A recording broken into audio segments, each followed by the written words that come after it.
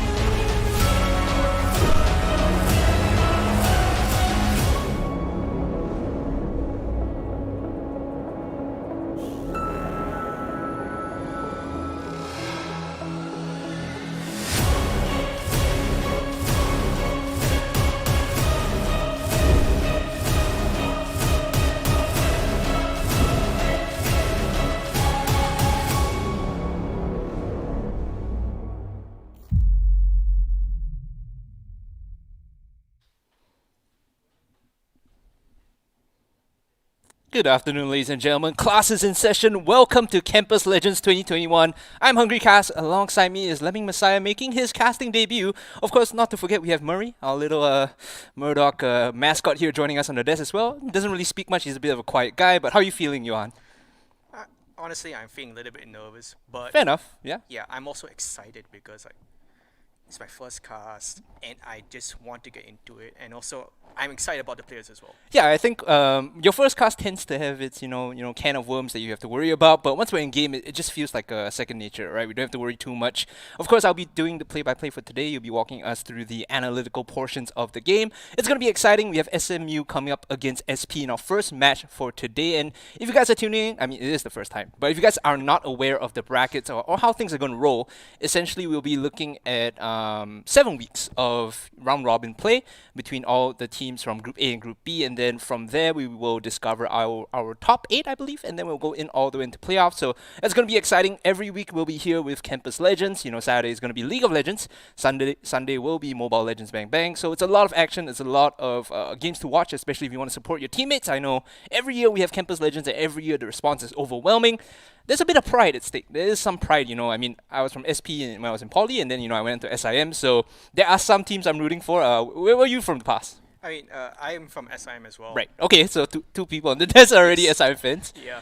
I mean, see, it's always like Campus Legends is always that first step which you want to get into, Yeah. right? Just if you want to dip your toes a little bit, and then see if you want to take that a little bit further and talk to professional teams as well. Yeah, I think it's a very good platform to showcase what you have, and that's not to say that there's some challenges, right? Because there are some pros smurfing here and there. You have players. We have a running joke on the desk about one of the schools having like a retirement home for ex-pros. Yeah, SIM, I'm talking about you, right? And the fact of the matter is, it's still very friendly competition. We still want to showcase our best and put our best foot forward, as Murray would like to say as well. Overall, though, our matches should be very entertaining. I'm happy to announce that this year, our proud sponsors have made all this happen despite COVID. Off the top of my head, we have Lenovo as well as Uniqlo, who have decked us out in this very swanky gear. We look good. I'm not trying to toot our own horn, but we do look pretty good. So once again, thank you to our sponsors. Not to mention KAPLAN and Murdoch as well for providing a very solid base to work towards. The prize pool is part from their contribution as well. So thank you once again to our sponsors for making all that happen. First game should be underway soon. I believe our players are loading up. Just within your own bets, like who do you think is going to take this? SP, SMU? How's it going to work out? In my own opinion, I think it's SP favored right now, just because a lot of them have a bit more experience, Right. and especially in their based on their own history playing in the game, right? And Oh, we're actually going straight into pick and bans. Yeah, looks like production doesn't want like forget this analysis. We just want to go into game. You know, it doesn't matter. Strategy is we're just gonna have 5 people on each side running each other. Forget the strategy. But just some background. I believe SP as a team, they didn't place top 3 last year, but in 2019 and 2018 they were pole position finishers. So I believe SP was 3rd both in 2019 and 2018. Of course, you know, members come and go for Campus Legends. The rule is you have to be in the school to compete, hence the name Campus Legends. Yeah. So some of the players have been phased out. You know, this is a new team as well, so there are going to be some challenges coming in.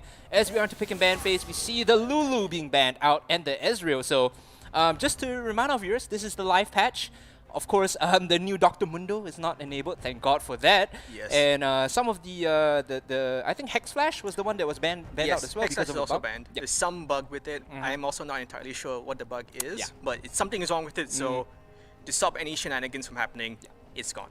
As well, because we're on the live server, we can't like chrono break anything. It's not like we're gonna reset the game, right? It's gonna be a nightmare if that happens. So of course, Hex Flash being removed means that some of the engaged supports might not see so much play. Now walk me through this. The Graves and the Gwen being banned out too. I mean, Gwen is generally seen as like the best like top laner, Right. and it is just broken. Like, Okay. that's like the simple way of saying it. It's just broken. Okay. It's a new champion, therefore it's broken. Yeah, I mean that's the thing, right? 200 years of experience.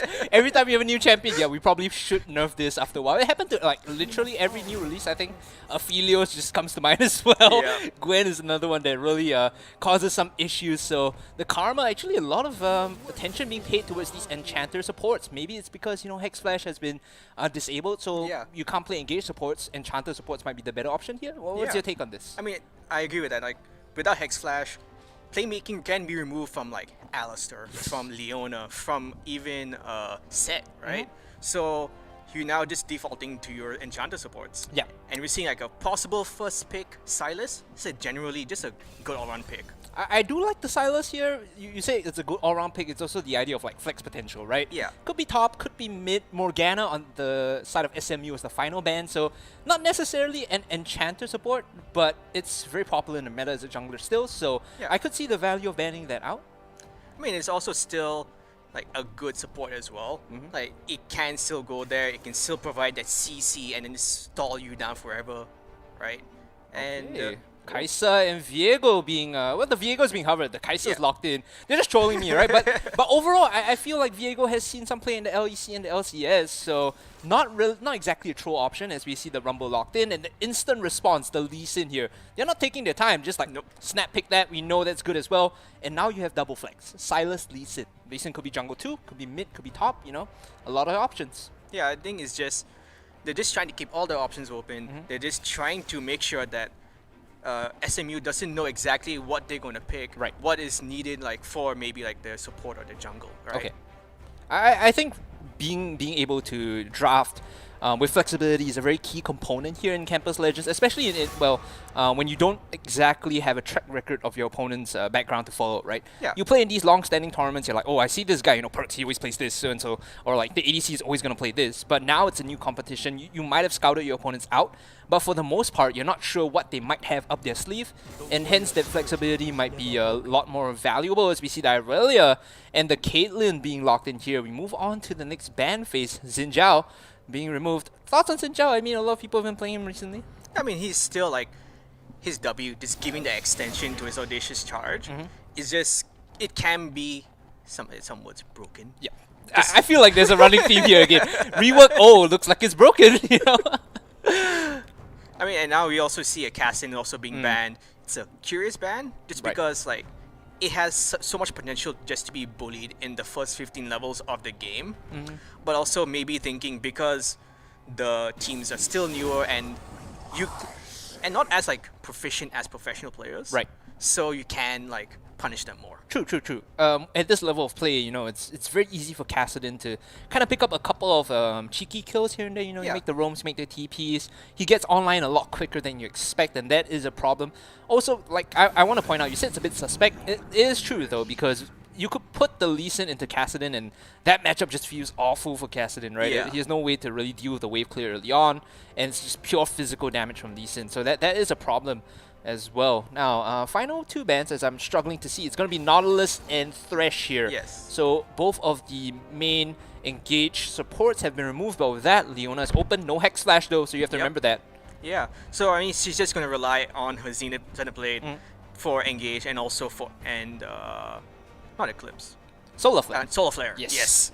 See, Eclipse and Solar Flare are like almost same but different, right? Yes. So it is still a very strong engage Ooh. option. And speaking of engage, Colette Hey, here yeah. being picked up by the side of Singapore Polytechnic. Now, question here is, you have Silas, you have Lee Sin, you have Colette. Who goes where? So I suspect that Kled is gonna go top, Lee Sin is gonna go in the jungle, then Silas will be in mid, Okay, and then Kate and whoever is the support pick will right. go in the bot, right? I mean, that makes sense. Right? Anything else is pretty much trolling. It's going to be Caitlyn Bard coming in. I love that we're like, yes, we are experts, therefore it should be Caitlyn Bard. I love Campus Legends. Alright, now final pick coming in for SMU. They've already locked in almost everything. All they're missing right now is a solo laner, and it looks like it might just be either the Gnar or the Ornn. Now the Ornn adds this late game scaling option because you get free items, right? Yeah. Buy one, get one free, you basically get an upgrade, instead it's going to be the Shen here. I don't have to talk too much. The global presence is good. It also offers, I guess, some sort of reply to the Kled because of the dodge. You can evade a lot of damage. Yeah, and also there's also a recent change with Shen. I think it was either in the previous patch or in 11.10. Yeah. Where his ultimate also scales off bonus health. Oh, okay. Right. So if you have, let's say, a Sunfire Cape and a Warmox Yep. at level 13 Yep. or even level 6, right?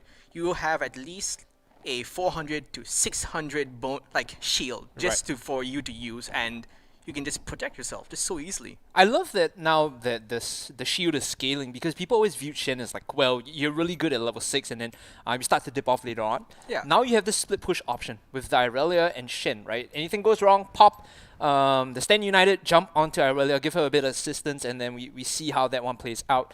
Overall though, I just want to ask you off the top of your head, looking at the drafts, who do you favor a bit more, SP or SMU? I definitely think both of them actually have very good engage options, right? But I think SMU might have just they have just more stronger picks in the current meta. They may just have that edge, but SP also has some comfort picks possibly, right? So they could be good there. So I'm just going, instead of waffling in the middle, I think This guy is he's not committing, he's very political. I like that. I'm going to say that SMU actually I think has a better draft. SMU has the better draft. So in that sense, I'm taking it that you're leaning SMU. Yes. Well, I am from SP, so regardless of draft, I kind of have to stick with my homeboys a little bit. And what's that, Mary? SP as well? Okay, looks like we have two SP fans on the desk, and with that, we should be jumping into games soon. I believe because we are live, there is a small delay. So, all things considered, you said you liked the SMU draft a little bit more. SP has some comfort picks, the Caitlyn, something you don't really see, the Bard as well, something you don't really see. However, I do feel like this Kled and Silas might just be the thing, the straw that breaks the camel's back, because Silas has been so popular in this current meta. It's purely of the virtue of stealing good ultimates. Yeah. Look at the other side of the board. You can steal Rumble Equalizer, you can steal Solar Flare, you could potentially steal The Shen ultimate. yeah, the Stand United as Stand well, United, right? yeah. So there are multiple insane tools for the Silas to make use of, and kind of turn the tables on his opponent. That could be the difference maker. Yeah, I mean, and also, Caitlyn does have an edge also in the early game just because of that range advantage. True. So that can stifle Kaiser's late game scaling. Yeah. So it could be a problem point for them early on in the games. And Lee Sin also is a very good early game jungler. That's true, right? Yeah. I could see this lane going like, well, if Leona decides to jump on them, because of the Caitlyn range, he has to extend a bit further, and then Lee Sin's like, ha, gotcha, and then comes in for the gank. If you put pressure on the bot side, you put Kaiser and Leona behind early on, it feels kind of awful to play. Yeah. The same is true with Caitlyn as well. If Caitlyn is behind early on, she just does not feel like a champion, right? That's true. And also, like, Leona is a melee champ into a range, like a support.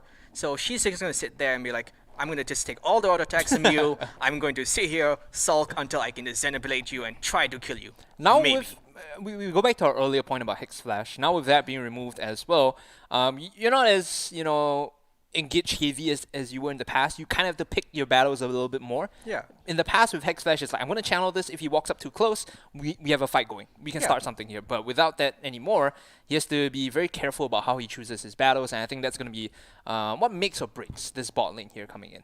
Yeah, and also like just the fact that there's no Hex Flash, right? So you can't just throw out your Flash and be like, okay, I'm just gonna suffice with Hex Flash until my Flash comes back up.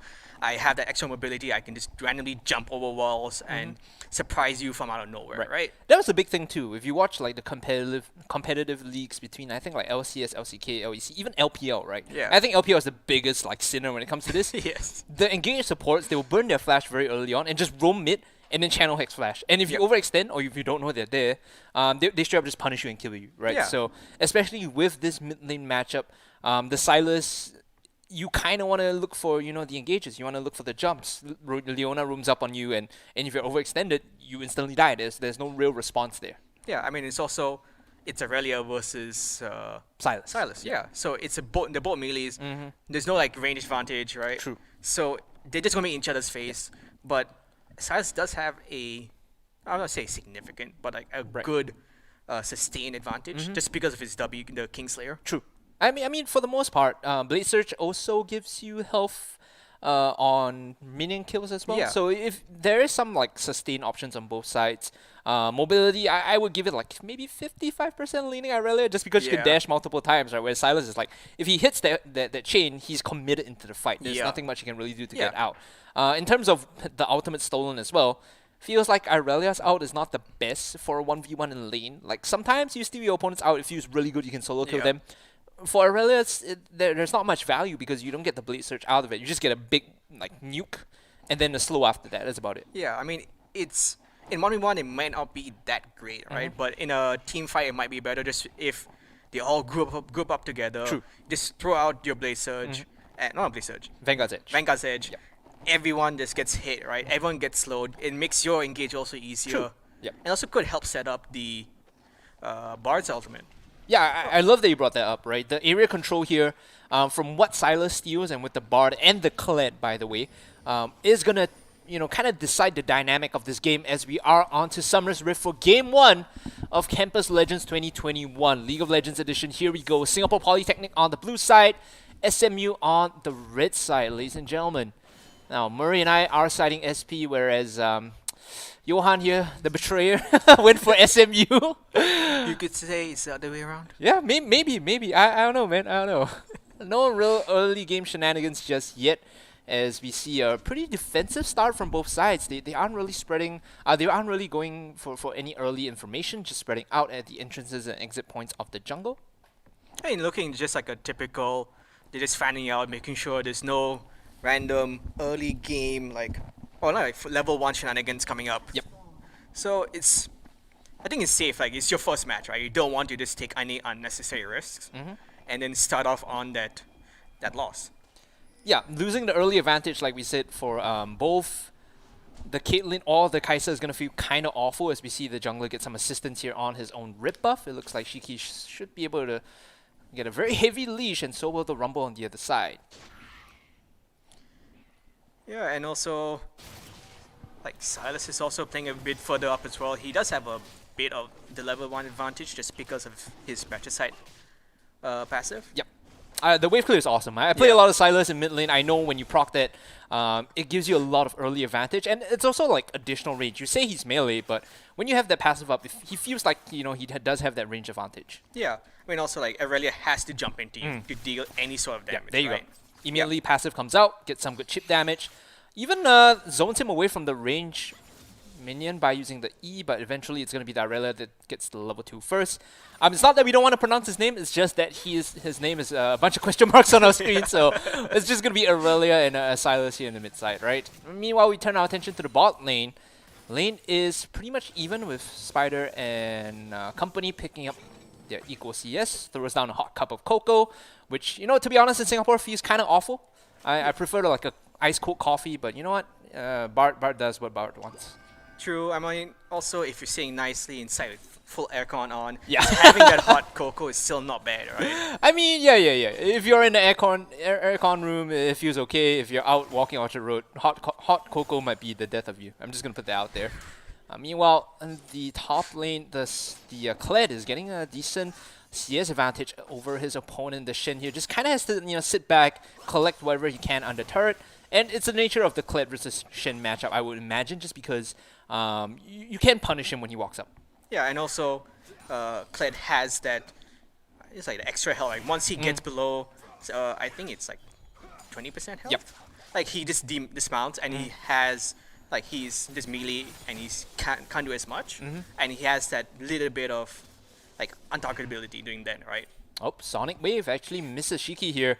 We'll see that Scuttle Crab be stolen right under his nose. So that's kind of a fuse bad moment. Meanwhile, on the mid side, Silas under a lot of pressure. They don't really hit the stun though, as he will be able to get back safe under his own turret. But takes one tower shot just like that. And I mean, it won't hurt him too badly, like in his clear, but it can be significant if he happens to get caught out later.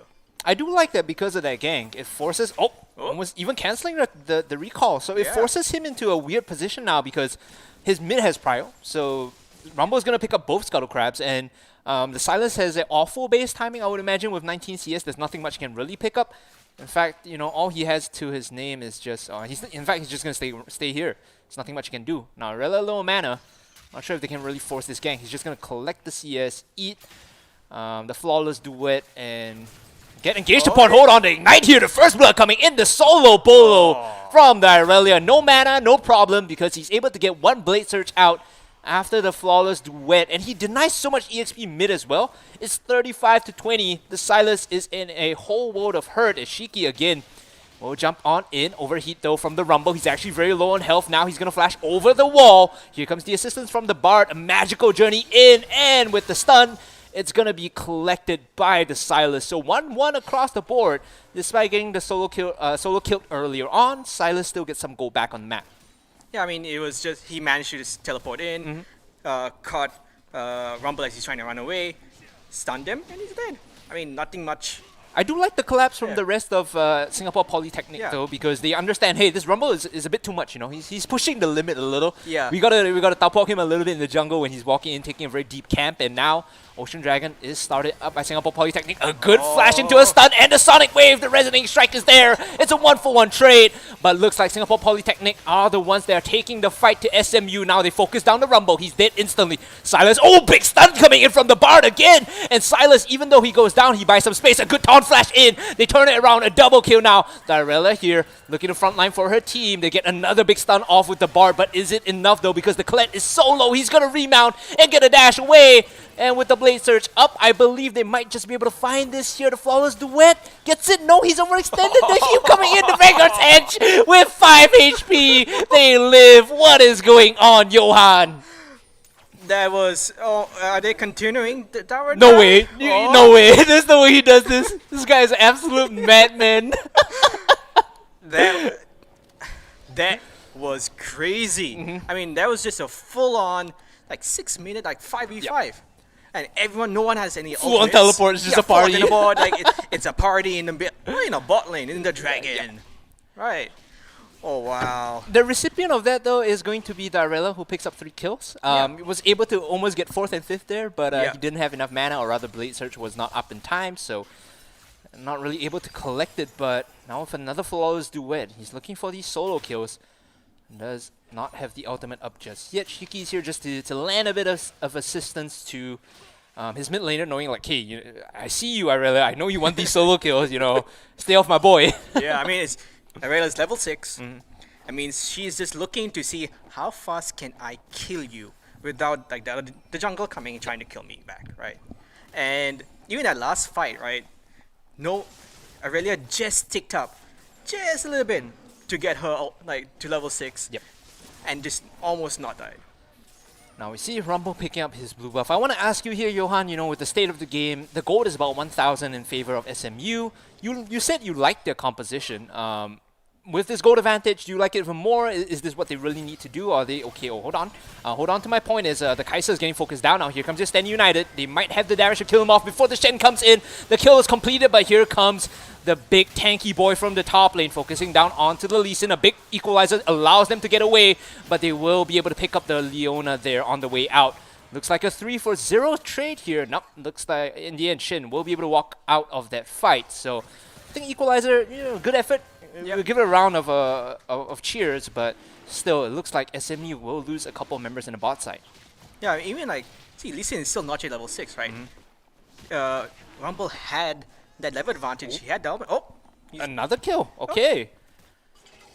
He's not having the best time here, and Lee Sin kind of he has to kite out just to get some health back. They will pick up the Ocean Dragon, but SMU, I think maybe just a bit greedy there in the bottom side. Getting caught out, and even though they have Stand United, it doesn't look like it really comes about to anything. Mid lane looks like another solo kill coming in again, looking for the Blade Surge. Will be up to max stacks on that passive, but just forces the Silas away. Now he does not have flash. He is posturing as though he wants to go in. If he hits another flawless duet, which will be up right now, he will get the kill. So he needs to time that perfectly here. The Kingslayer heals him up to half health. Flawless duet in. Here comes your Kled, though. He's joining in for this. He might just want to turn around for the solo. Actually gets knocked out of the Blade Surge, and this is a disaster for the Irelia. He almost got the kill, but you have to remember Kled's ultimate, once it connects, it knocks you out of whatever you're doing. Yeah. So it's just a little bit unfortunate timing. If he just gone just like 0.1 second earlier, Yeah, 0.1 second, right? Yes. This guy is, I think he's okay. No, well, with the Bard coming in, Bard out coming in rather, and the Lee Sin Sonic Wave. You don't even need that Sonic Wave. You have enough members to just dog pile on top of them, and now they're chasing in for the Leona too. Donate this one over. No, scumbag jungler. He just steals it for himself. This looks like my solo queue game, Johan. And well, it's gonna get even more solo queue-ier as another skirmish happens in the top side. Stand United was used there by SMU, rather. Yeah. Oh, by Silas, right? Yeah, Excuse me. Silas. Yep. Oh, that is just everyone is fighting everywhere. It's imagine like the first minute, right? It was just everyone nice and calm. I like that. Yeah, everyone was like, we all were all lulled into this like false sense of like security. It's just gonna be a little bit slower, right? And then suddenly now it's 10 minutes and it's already like 13 kills. Yeah, we're past a kill a minute here Yeah. for this first game of Campus Legends. SMU and SP kind of faked us out a little bit, like, oh, you thought we were going to have a nice gentlemanly farm game. Psych, we're just going to fight you non-stop, right? As Rift Herald will be taken by Rumble here. Does not have the smite up just yet, but should still be able to secure this unless SP has really anything to say about this. Nope, and will be locked away. I mean, if you're just looking also now, just quickly at the items, right? Look, I think Silas has his Mythic Everfrost? already. Yeah. Everfrost already. They have, Lee Sin has the components for his, either I think it's like not Strikebreaker. Gold Drinker here, I think. Gold Drinker, you will go. Then KAPLAN is almost there, I think, with her Mythic as well. Yep. And then... Oh, I have to cut you off here. We see Magical Journey coming in, actually dodging away from the root with a flash. They will burn the Summoner spell at the cost of absolutely nothing. So that's a good aggressive rotation down. But back to your earlier point, yes, Caitlyn's about to finish her ADC Mythic item 2. I mean, and also like Kled is actually not going towards any... He might not be going towards any Mythic. Might be going Divine Sunder, actually. Yep. I think the Tiamat early on is a good choice. Yeah, just to push out the shit, yeah, right? and get that extra wave clear, right? And then Shen has boots, comparatively, and then Rumble also only has his boots. Yep. Okay, we look at this. Rumble is actually setting up here. Lee Sin's gonna walk in. Shiki will find a nasty surprise in the form of a Rumble sitting and lying in wait. Now they spot him out. Here comes the Kled again. Good flash out. Will be able to take the Aurelia to the safety of her turret, but is that enough though? She turns around the Vanguard's edge. The Stand United even cancel because he died before the channel finished. So good rotation in from Leon on this Kled. Time and time again, we've seen the punish on this aggressive Aurelia. Yeah, I mean, if you see like normally, a lot of people do it, right? If you see Shen in the game, they always attack the Shen lane, right? True. Right, because then there's no like random surprise of here's a Shen. Yep. There's no like global presence essentially. Yeah. This time they punish mid. Yeah, and also like we also see this how. He dodges away from it. A good insect back. Will pull Leona in. Zenith Blade try to get some distance out. The Equalizer actually taking the Bard down very low. Now, do they want to chase onto this? Looks like SMU decides not to. Time and time again, the Equalizer has just been too little, too late, I think. It's really hurting SMU in these engages. Yeah, I mean, Rumble's is not always there at the start of engagement, Yep. right? He's always reacting to whatever Lee Sin is doing. They're playing, I think, like a bit too reactively.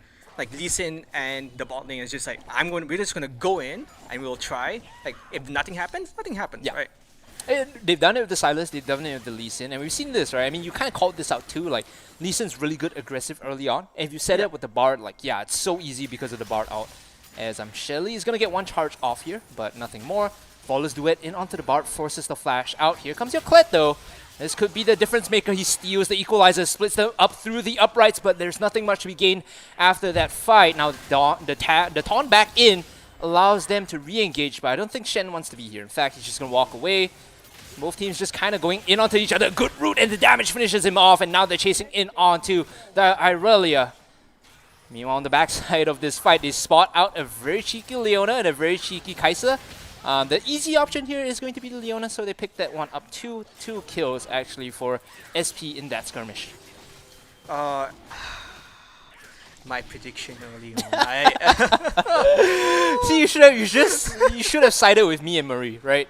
If only you listen to the koala. He never goes wrong. I mean, never goes wrong. Like, see, you have that personal experience with it, right?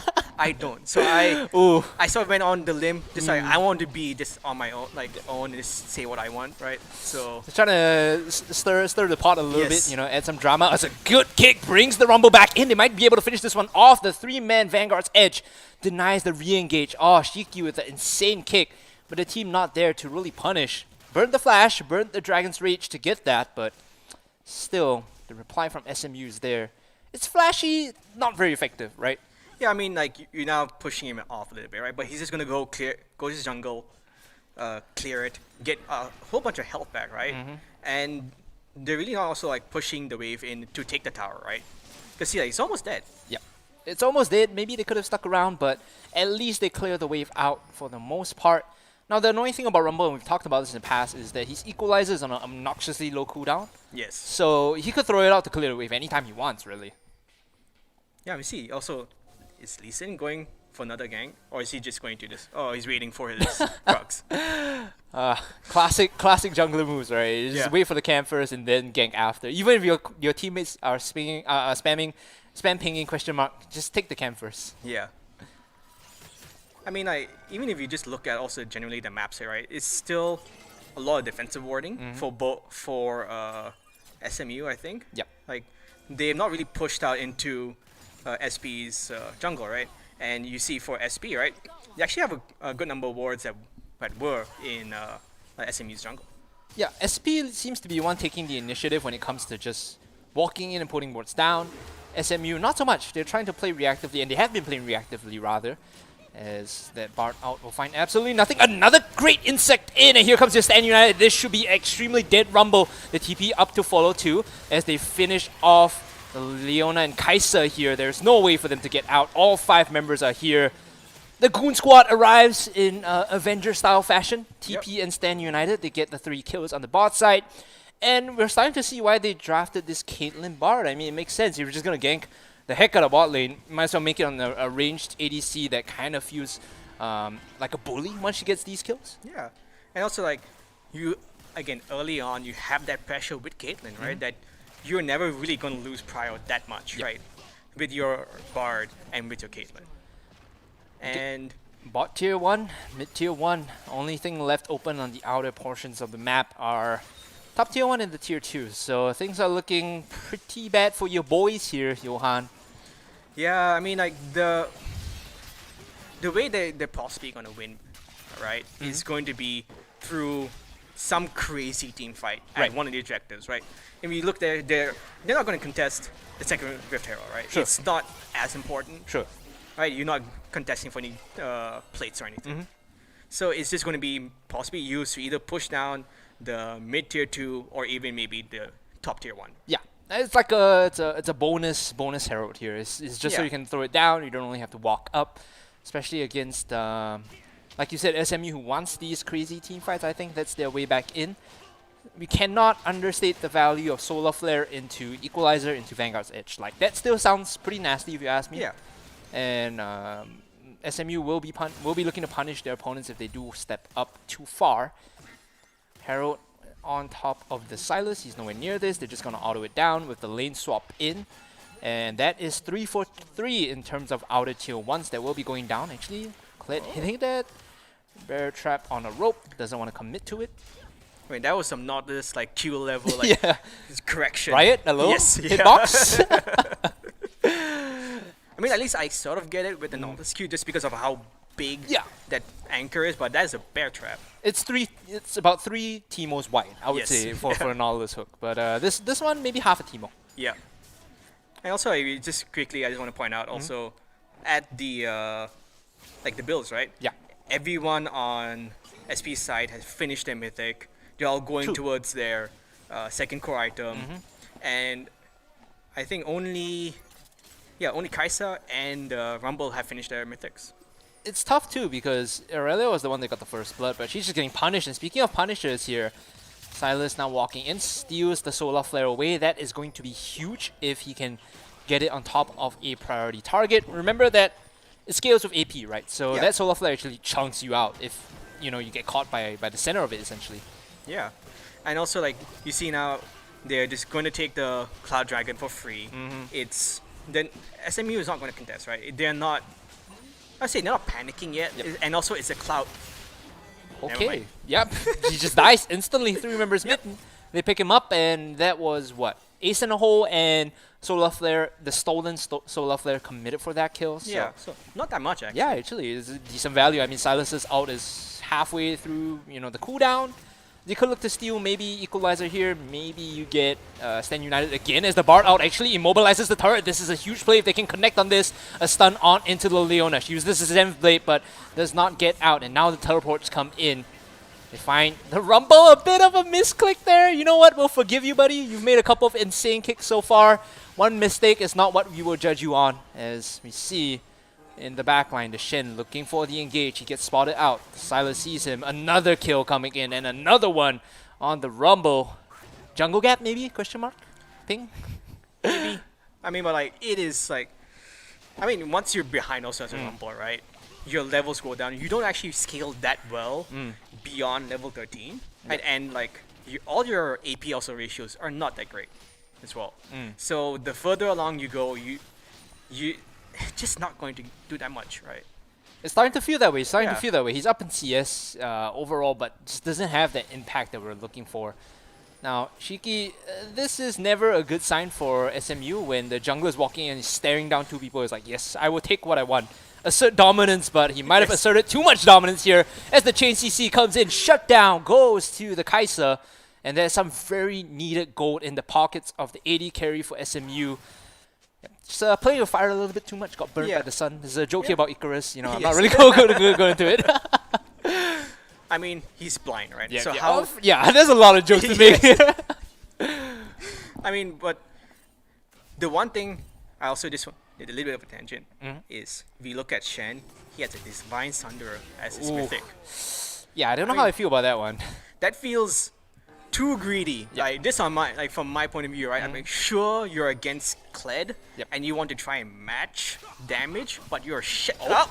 Big Solar Flare catches too. The Ace in the hole comes in a little too late, but it's going to be the kill for the Silas first. And now he's looking for the second on top of the Leona. The TP used rather by Kled to join in as they find 2 kills here. A good pick off by JS99 as they back out. The Kled just taking a tour of the enemy jungle in the top half. This is Baron, ladies and gentlemen. Yeah. I mean, there's only 21 minutes in. It's going to be a little bit slower, but it's still going to just get the Baron. And SMU can't do much to contest them. We'll pretend we didn't see that from the mid laners, both of them missing their skill shots, but with the company and the additional... hold on, actually, the Stand United allows him to get the kill and reset here, but the Kingslayer keeps him topped up, a 1-for-1 trade, but in the backline, the Kaisa uses the Killer Instinct to get across the wall. It's not enough. It will never be enough as SMU, another kick in from Shiki. He's putting on a highlight performance for SP. The young members of Singapore Polytechnic, they get the kills that they need. They don't get the Baron, it was a delay, but they pad the KD is just a little bit more. 4,000 up in gold right now. SMU, like you said earlier, Johan, they're still looking for that big team fight. Haven't really found the sort of windows for that just yet, but they're trying to get there. I mean, they're trying to get there. It is like a slow process, right? Because if you look at Aurelia and you look at Kaiser, right, they are still very much in the late game, True. like focus, right? Yep. And if you look at most of SP side, they're all like a bit more early game focused, other than maybe Silas, right? He needs maybe an item or two. Yeah. The KAPLAN, I feel like, in terms of your 5-1 and 13, you say not late game focused. She's holding a Storm Razor, a Zeal, which will potentially become a rapid fire cannon, I would imagine. And like, when you're 5-1 and 13, you might not be a late game focused, kind of carry, but it sure feels that way. Yeah, I mean, like, it's just. I mean, the Kaisa is able to match now just because she got a couple of shutdowns Yep. from Lee Sin. I think the Lee Sin, was yeah, the the kill Lee Sin early. shutdown. I think someone also. I think it was Aurelia who got the Silas shutdown. Oh, good stun in against the wall. This is the chain combo we're looking for. Actually, Aurelia immediately melts the equalizer, finding no targets at all. And now in the backline, Leon holding on to this remount, able to just buy so much time. They kite back towards their own site. Singapore Polytechnic now throwing down the hijack solar flare, looking for the next target here. It is going to be a very, very dead Kaisa as well. Ladies and gentlemen, make no mistake, Singapore Polytechnic, even the flash in for the auto. You know what? I'll give it to you, Star Points. I was like, Yep. it might not be an ace, but with that play, Singapore Polytechnic looking to close out Game 1 against SMU. I think they actually might be able to end up this one push. They have it's a big mini wave. They actually end. Yeah, they're gonna try and end. Aurelia may be up in only a couple seconds. 1 She second, may- she yeah. makes it out, but I don't think there's anything really for her to do right here, as the first Nexus turret falls, the second one soon to follow, and well, he's gonna try and hold on the last defense, a captain's play, but it's not gonna matter in the end. All they're looking to do is pad their KDAs. They need to hit the Nexus. They're looking for a couple more kills here and there. But Johan, we all know how this one plays out. Oh, hold on, actually they kill off the bar. Maybe they can, find a bit more here. Silas jumping in, gets the rumble, but yeah. It does not change anything. It is inevitable, as Thanos Yes. would say, and well, that is SP with Game 1. Oh, that was action from like I would say minute 1. Yep. But like minute. Minute 4, I would say, Yeah, minute most 6, 4, yeah. 5.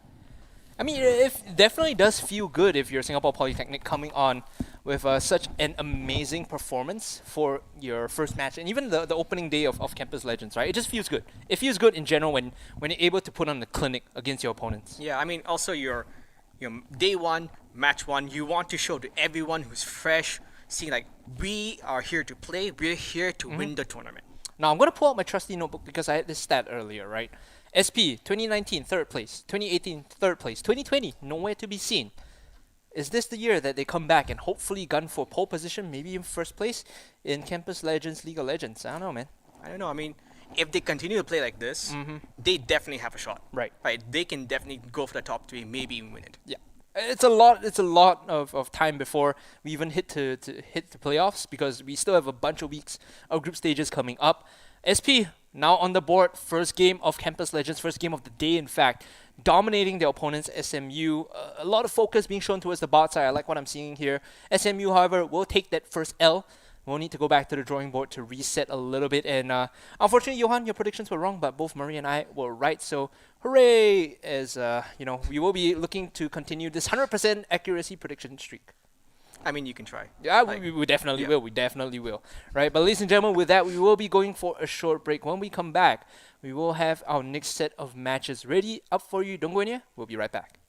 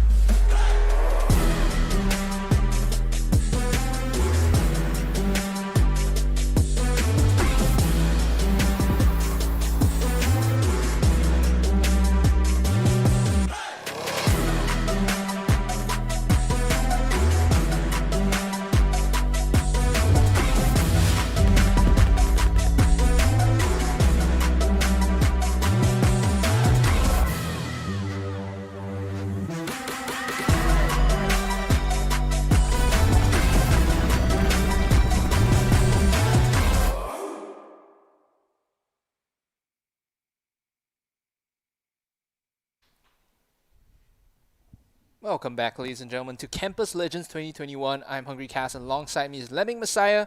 Johan, Game 1, SP took it in a very dominating fashion against SMU. This next match, we have KAPLAN going up against Republic Polytechnic. Any thoughts? I had some thoughts during the last game. Yep. Apparently, I was completely wrong. So Unlucky. We'll just say unlucky, right? Yeah. maybe I'll be more political this time. Like I'll just stay in the middle, not make a decision. Oof. Yeah. No one likes a fence sitter, right? But from what we know, though, in terms of overall, just solo queue ranks, it feels like KAPLAN is the better team, just purely on the virtue that Republic Polytechnic has 2 unranked players, if I'm not wrong. So, and feel free to correct me. I mean, you're the one with the stats. So, RP with 2 unranked players, that could be, a question mark for me, because whenever I come to Campus Legends or any tournament for that matter, I see a team with unranked players. That tends to be a red flag for me. Yeah. I mean, it's always hard when you don't have that much information also, right? Yep. And also, I think see the same first ban, it's Lulu being banned out. Rumble, yeah. I mean, we saw the idea of Enchanter supports being very popular in LCS, LEC. They play Karma, Lulu, this kind of buff the one big guy just so that he can pop off kind of draft. It's starting to spill over a little bit into Campus Legends as we see the Hecarim, I believe, being banned out, second ban for KAPLAN. Now that is a ban that I don't agree with. I think Hecarim has fallen off very heavily in this particular meta, especially with the nerfs to Chem Tank. Not really the best ban in my opinion. Yeah, I mean, he got a very minor buff in the latest patch. He got I think 20% increase for his AD ratio for his Q. Right. So he can clear a little bit faster and trying to incentivize them towards a Divine Sundra build. Right? I think the damage might be the way to go. Just Speedy Horsey is not the build anymore. I think people just don't want to run that. As we see the Ezreal being banned away by Republic Polytechnic. Now, Ezreal, a bit more popular, especially in this particular meta. Like we said, Divine Sundra, one of the more value mythics now in this patch. So can see why it's popular. As we will see the Braum being banned out, and I believe third ban Silas here, if my eyes do not deceive me. Yeah, and first pick Lee Sin. Nice. I think I sincerely think the Silas ban is more of a reaction to the previous game. Right. Just seeing that pop off from, they just don't want that to happen. They don't for that pop off from GS99, right? Even though he got solo killed for First Blood. Just he managed to get back, he stole all the ults, and then he actually he led the charge. Yeah, I think that was what we were talking about in the pregame too. Silas could be the straw that breaks the camel's back, just purely on the virtue of whose ultimate he steals and what threat that represents, right? If he's able to get I think Solar Flare was really good, Stand United was a big one too. These 2 ultimates really turned the tide of the game. Sejuani actually being locked in by Republic Poly. Okay. I see you guys, I understand the value of this pick. It's a tanky front line and traditionally a hard counter Lee Sin in the jungle, so they will complement that with what appears to be a Janna, so Enchanter support getting some gameplay today. I mean, they have some engage, they have some counter engage as well. With Janna, if Lee Sin tries to jump in for his kick, right? Last time, he just Janna ults and nothing else happens. Yeah, I think it's a very good reset tool right here for Republic Poly, as the next 2 picks will come in. Now, what do you favor with the Lee Sin shown already with the Silas banned out too? Hovers Tristana here on the side of KAPLAN will lock that in. Maybe you go for support here. What's the play, Johan? I think you already know the support and the jungle as well, right? So you try to at least keep some of your cards closer. You can get the support, right? You have Tristana that is also a good flex pick, right? It can go in mid, it can go in bot as well. You just get a safe, maybe Thresh or Nautilus, right? Maybe Thresh. Yep. I think Thresh might be decent, but they want to open pick this Akali. Saw Akali being used to great effect. I think earlier this morning in LCS, I think it was Abadage from 100 Thieves that was playing the Akali. Very strong assassin back in the meta now, just purely on the virtue of what she represents, the threat that she brings to the table, right? Against the Janna, sure, you could reset the fight of the Monsoon, but Akali has 1,000,001 dashes, man, and the evasion is just so good too. Echo will be the response here. It should be Echo mid lane, I imagine. You don't see any more Echo, tank Echo top or Echo jungle for that matter. Yeah, I mean, they're already locked in Sejuani, right? So more than likely, Echo is going to go in the mid lane. He has that burst. He also has that reset. If he just jumps in, okay, I don't like this engage, I'm out. do enjoy the ultimate, right? The Chrono Break, I think, is one of the more impactful and valuable ones when Yeah. you don't want to hard commit into the fight. You have a lot of choices, you know, when you want to pull out, so to speak. You have Janna, you have Echo, both allow you to just like, nope, I'm out of here, reset the fight out.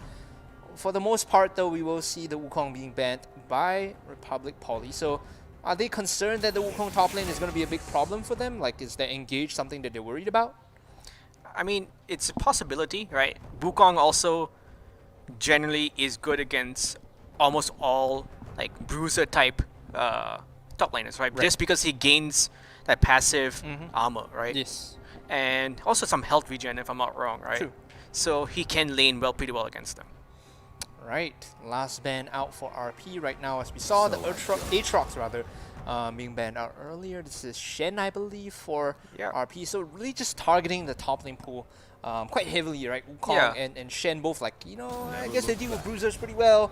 They add some team fight value and split push value too. So you can see what they're going for. Yeah, and now like on KAPLAN side, the final ban is the Jace. So again, pinching that top lane pool. Right.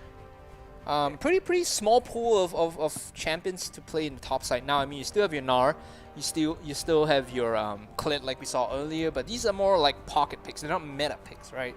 Yeah. As the Xayah will be hovered here by RP with 2 seconds to go. We'll lock that in. I love the evasion from Xayah. Keeps you safe against Akali, keeps you safe against Tristana. Like, both of their engages are pretty telegraphed, so if you see that immediately pop Featherstorm and just like, nope, I'm out of this fight too. Yeah, I mean, like, just being able to, if Akali jumps in, right, I just gonna Featherstorm, all the damage which you try to do, right, you're now stuck in the middle, right, and all the damage you're gonna try to do is like, I'm gonna sit here. Yep. And the Blade Caller too, when you pull back the feathers, just add that level of appeal and damage, as the Ornn was locked in by KAPLAN. So this is a late game, I guess, tool for them. You know, if they want some bonus items, they can definitely get it. The last pick here for KAPLAN is going to be important too. Yeah, I mean, just adding that bit of engage, right? Because you have that, or I think it's the, I just call it the Ram Hammer, right? It's just going to throw it down, he'll slow you, and then all that line knock up, right? It's just going to be insane from just so far away as well, right? It also, I guess, adds a way for Akali to follow up. Like, you never want to jump in alone as Akali. And this non-committal sort of out, like, okay, if we get some good knockups with the Call of the Forest God, yes, we can fight. Otherwise, we'll just back out, right? Yeah. No love lost there, as the last pick will be Camille here. Camille into Ornn. This is a tricky matchup for Ornn because a lot of his crowd control is so predictable that Camille can kind of just deal with it early on. Hookshot away. Hextech Ultimatum is also a really good tool for locking down like the Tristana or the Karma, if you want to.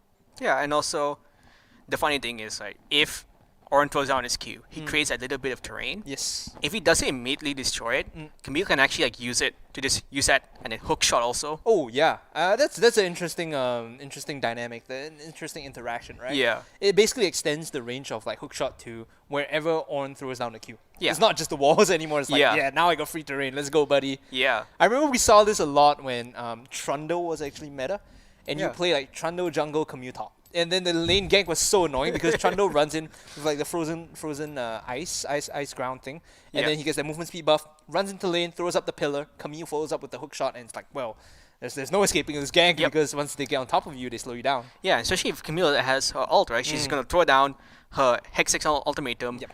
Everyone else from the enemy team is gonna be shoved away, right? And then now you're isolated. Yes. It's very difficult to deal with. Guys, just another reminder, we are on the live server, so there is going to be a 3-minute delay. But if you're tuning in, you know, for the first time today, of course, we had one match earlier. This is Campus Legends. You know, we've had this going for a couple years now. This is the 3rd year that's been, you know, brought to you by SCOGA. And it's been so fun because we see all these teams from these schools. They've qualified so far, right? Yep. The way that this works out is that prior to even, you know, the broadcast, every school plays their own internal set of qualifiers. They send one team that they deem the strongest, and that team becomes the representative for said school. So the teams you're seeing right now on your screen are the teams that you see in the brackets are the ones that have been nominated by their respective institutions as the best team. Now they're playing these group stages. We have 8 teams in Group A, 8 teams in Group B. They're going to be playing 7 weeks of qualifiers in the group stages just to determine who's the top 4 from both. And then we have our top 8 entering the playoffs later on. Yeah, and also, I believe actually there's 7 in for Group B. Right. Yeah, because I think it's either SIT or SUTD only has a Mobile Legends team. Ah, right.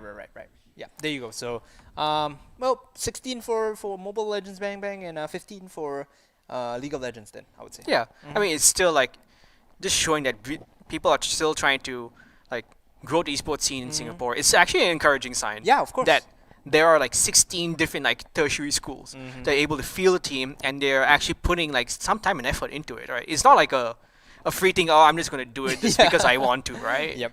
I love that there's support from the institutions. I love that we even have sponsors coming to support and make Campus Legends a thing, especially now in COVID where things are tough, right? Just to get broadcast off, and esports in general has been tricky. So once again, shout out to our sponsors, Lenovo, Uniqlo, KAPLAN, and Murdoch. And of course, Murdoch represented by my buddy here, Murray, who is going to be sitting on my lap for majority of the broadcast. Just, people have comfort dogs, comfort cats. I have a comfort koala, just to make sure I'm not too nervous during the broadcast. If you want, I can lend him to you. I don't know how he'll feel about that, though. I think my dog will actually get jealous. Yeah, maybe, right? Yeah. Maybe you put on a Murdoch jersey on your dog. You could bring on the broadcast. We could just sit him down in front of us and have a little show.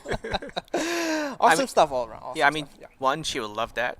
But the sad thing is also she is a bit too excited around like large groups of people. Yes. She's like, I want your attention. Okay, I got 5 minutes of you. I want now your attention.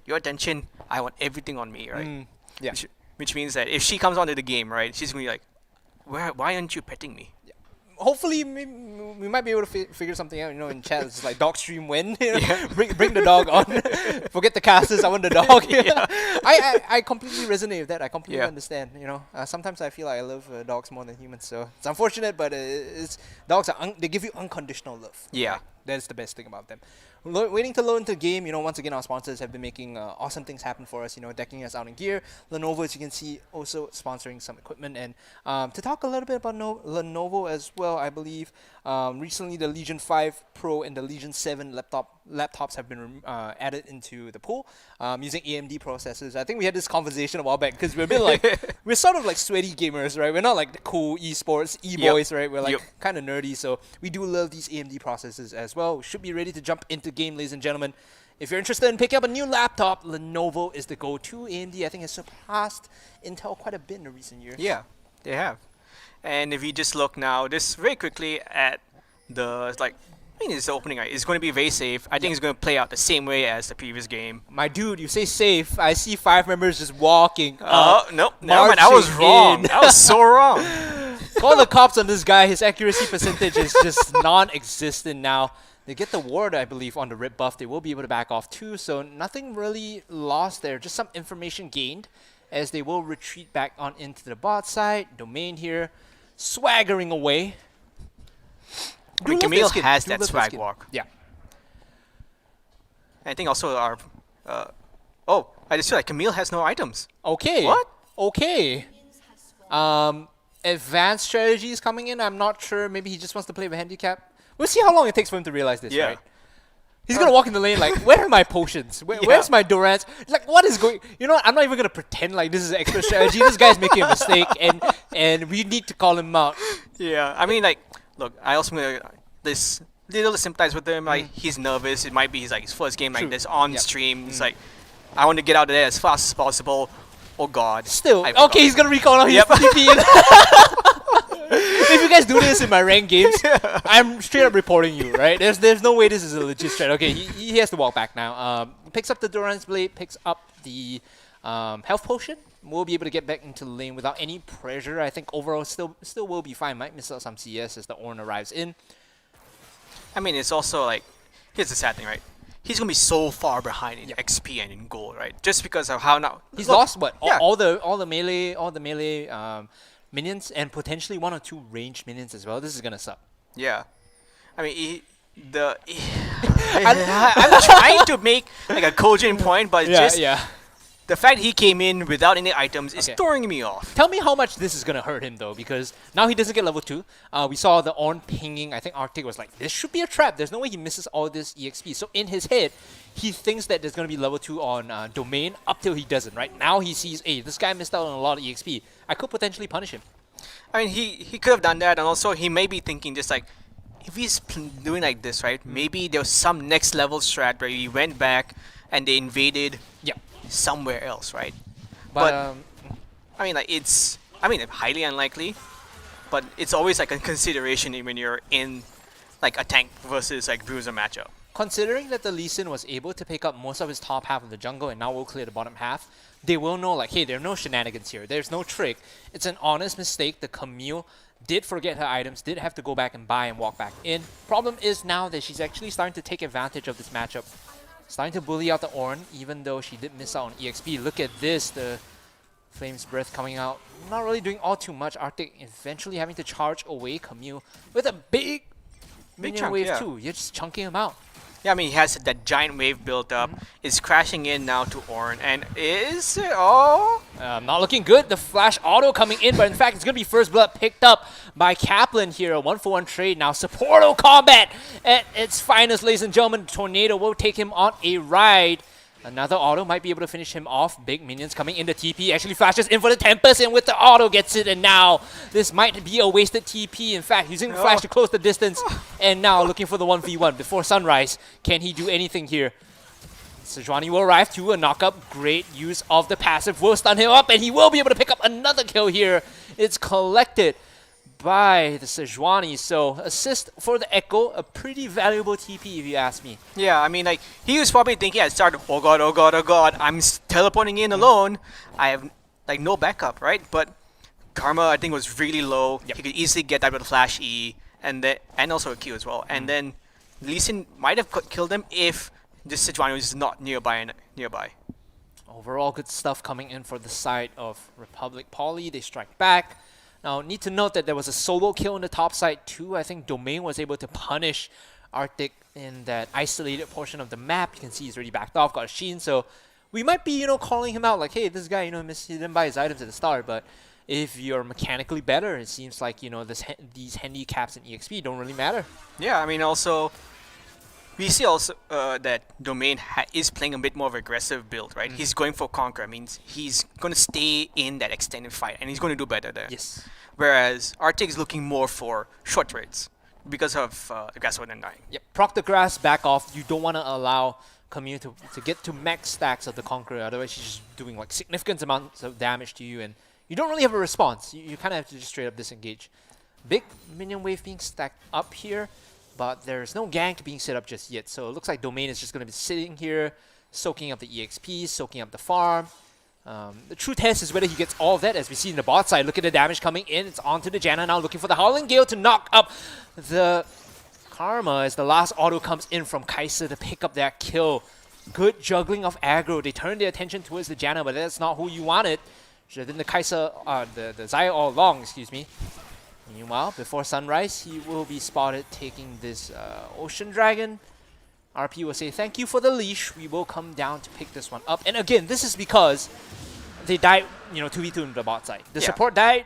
You have no prio now. They just walk in and steal your Ocean Dragon away. Yeah, I mean, they had the prio early on, but is it? I mean, they could look to do something here with the slow and the Howling Gale and the pullback from the feathers. Perfectly layered there from RP. I mean, it is. I feel bad. Like we watch now 2 games in a row where the blue side bot lane is just being like bullied. Okay, Lee Sin coming in here looking for the Sonic Wave and the Resonating Strike. He has to look towards the Xayah, who actually manages to dip and dive and dodge away, but the last auto will give the shutdown over to before sunrise. But still, it's a 1-for-1 trade, not the worst thing in the world. And now mid lane, the Akali looking to come in. Chrono Break is available. It's not available, excuse me, for the Echo. So without that ultimate, he can't really go for the dive. Did he forget to level it? Like to put a point in it? I think what a lot of Echo players will do is they won't put a point into it until they need it, just so they don't give their position away. Because when you have the ultimate up, it gives like a trail of like where you've been, right? So this is something I think like one of the Chinese Echo One Tricks was talking about on stream, I believe. I saw a couple of videos on this a while back. It was a big thing. Yeah. Okay. I mean, it's probably just way beyond me, right? It's the next level strat. Next level, like trying to psych out. IQ. Yeah. No, 600 IQ, man. 600 like, IQ. It might be too much IQ for any mere mortal. Yep. So you see in the bot side, item leads coming in. It's just double long swords. The makings of a Noon Quiver for Leclerc, whereas this Xayah is starting to pop off. One more feather pull back will give him the root. But he takes the damage from the bomb, pushes the wave out, allows his support to really start making moves around the map. They put a ward down the Tri-Brush first, and then return back to lane to keep this pressure on. They won this first plate, I think. That's going to be decent goal for them. Yeah, I mean, and also they have. I mean, they don't have access to Janna's ult just yet. Right. So if Lee Sin comes in, he can just get in without any being shoved away, right? But if we also just look at general maps here, right? I don't think there's gonna be any ganks coming in just right now. Lee Sin is pathing towards his bot side, but they're pushed up. The ult is there for Xayah and also has the exhaust, so he's relatively safe. Yeah, I don't think there's any way you really kill Xayah. Maybe you kill Janna if you get a nice kickback in, but the moment you try to get within touching distance of Xayah, he pops the Feather Storm, he's invulnerable for a while, or rather intargetable for a while. There's nothing to it after that, as we see moves being made towards the mid side before sunrise with the ward hop in, actually getting poked and chunked out in response. This is the thing about Echo, he's very slippery, and now that they see the Lee Sin in mid, they're like, hey, bot, we've taken 1 plate, we've taken 2 plate, let's just take as many plays as we can, there's no reason why we shouldn't be here, especially because Lee Sin has shown. I mean, the item disparity between the two AD carries is just massive, right? You have finished tier 2 boots, sure, but you have a Noon Quiver and a pickaxe against it, right? And he hasn't bought yet, whereas I think Leclerc actually did buy earlier. He was sitting on double longsword, and hold on here, a good knockup actually might be able to chunk him out. They're looking to focus down the Karma first, but she turns across with the Empowered Q. Now the bombs on the Xayah will take down. Actually, the ones that come out better for that trade is Republic Poly, as they shove them all away, and they even force the flash and the heal. So things looking a lot better for RP as before sunrise on his Lee Sin. He's setting for this, looking for the kick, actually jumps in, but there you go, the Monsoon, he gets the kick onto the Xayah, but is this enough though as he pulls the feathers back in the last auto? They go 1 for 1. Here comes the Sejuani with a big stun. Glacial Prison keeps the Lee Sin in place, and the autos will finish him off. Now aggressive flash, oh my goodness, this guy. The bloodthirst is there. At 2 p.m. in the afternoon on a Saturday, he's looking for more kills. Oh, that was some juicy 3v3 gameplay. Yep, jumping in again onto the Ornn, but I don't think you really find the solo when he's so close to his turret. Yeah, I mean, and also he has a couple items out. He's, I think, relatively safer compared to when he was at level 2 or 3. He has that Bami Cinder. He has the Bramble Vest. Yeah. Pretty good items all across. Taking stock of the situation now in terms of utility, we see that a lot of the summer spells all of the summer spells are down for the ADC and support. As we see Lee Sin jump in, look at the damage, the Chrono Break comes in. He actually flashes forward for this to try and get the stun down, but no real targets to be found. TinyFix gonna use the Shuriken Flip to get across the wall. I did like that cheeky play coming from the Echo, using the Chrono Break and then flashing in to try and get the stun, but he just mistimed it a little bit, wasn't able to really connect on the crowd control there. I agree, it was a very nice try. He's trying to be flashy, he's trying to show all of Singapore, look how good I am on this champion. I think you kind of need to make these plays if you wanna be shown off as like a sick player. You can make these plays, show off that mechanically you are better. Yeah. This is a good platform to do so to style on your opponents. We saw Shiki in game 1 from Singapore Poly on that Lee Sin, just flexing his skills on that champion. And speaking of Lee Sin, he has been trying to make moves on the map. He's been countered and ganked at every point, by the way. He shows bot, Sejuani shows bot too, so before sunrise, not having the best game. Yeah, I mean also we just look at the disparity in the mid lane, right? 0-0-0 versus 1-0-1. Yeah. Akali has really not done much other than just catching waves in mid lane. I mean, she's been trying to make something happen on the map, but just no lane prio, I think, is the big problem. She hasn't really been pushing out. As we say that, Akali now looking to make moves happen onto the jungler here. Unfortunately, it is his own jungler that goes down, and now with the Shuriken Flip has the second charge of the perfect execution, the flawless execution rather, with Herald being taken very low. Who's going to be the one that picks this one up as Domain jumps in? Now looking for TinyFix, they will get the kill on the Akali, so no moves made still. Sejuani completely fine hitting the Rift Herald while they chase onto Arctic, and you don't need a genius to tell you that Ornn is dead here while the Rift Herald will be picked up. TinyFix trying to get things done on the map. He tried to go in to contest the Rift Herald, but just no space, nothing really done there. I mean, he just got cut out early on, right, with no backup. TinyFix tried to come in to help, but it's a little bit too late, right? He just got all the CC was down on him. He died fairly quickly early on. Gale Force actually almost getting him into range to hit a couple more autos. Might have been enough to finish off the Tristana. Now Zaya is in a great position, and guess what? So is Camille. Domain and his teammates are starting to control the pace of this game. Even the Echo is getting some benefits from the map, you know, seeing that he's able to take these plates, able to just jump in onto the Akali. Look at the aggression there. RP are feeling themselves right now. Yeah, they're playing with their confidence, right? That they know, like, we are better than you, and we're going to try and show it, and we're going to try and win.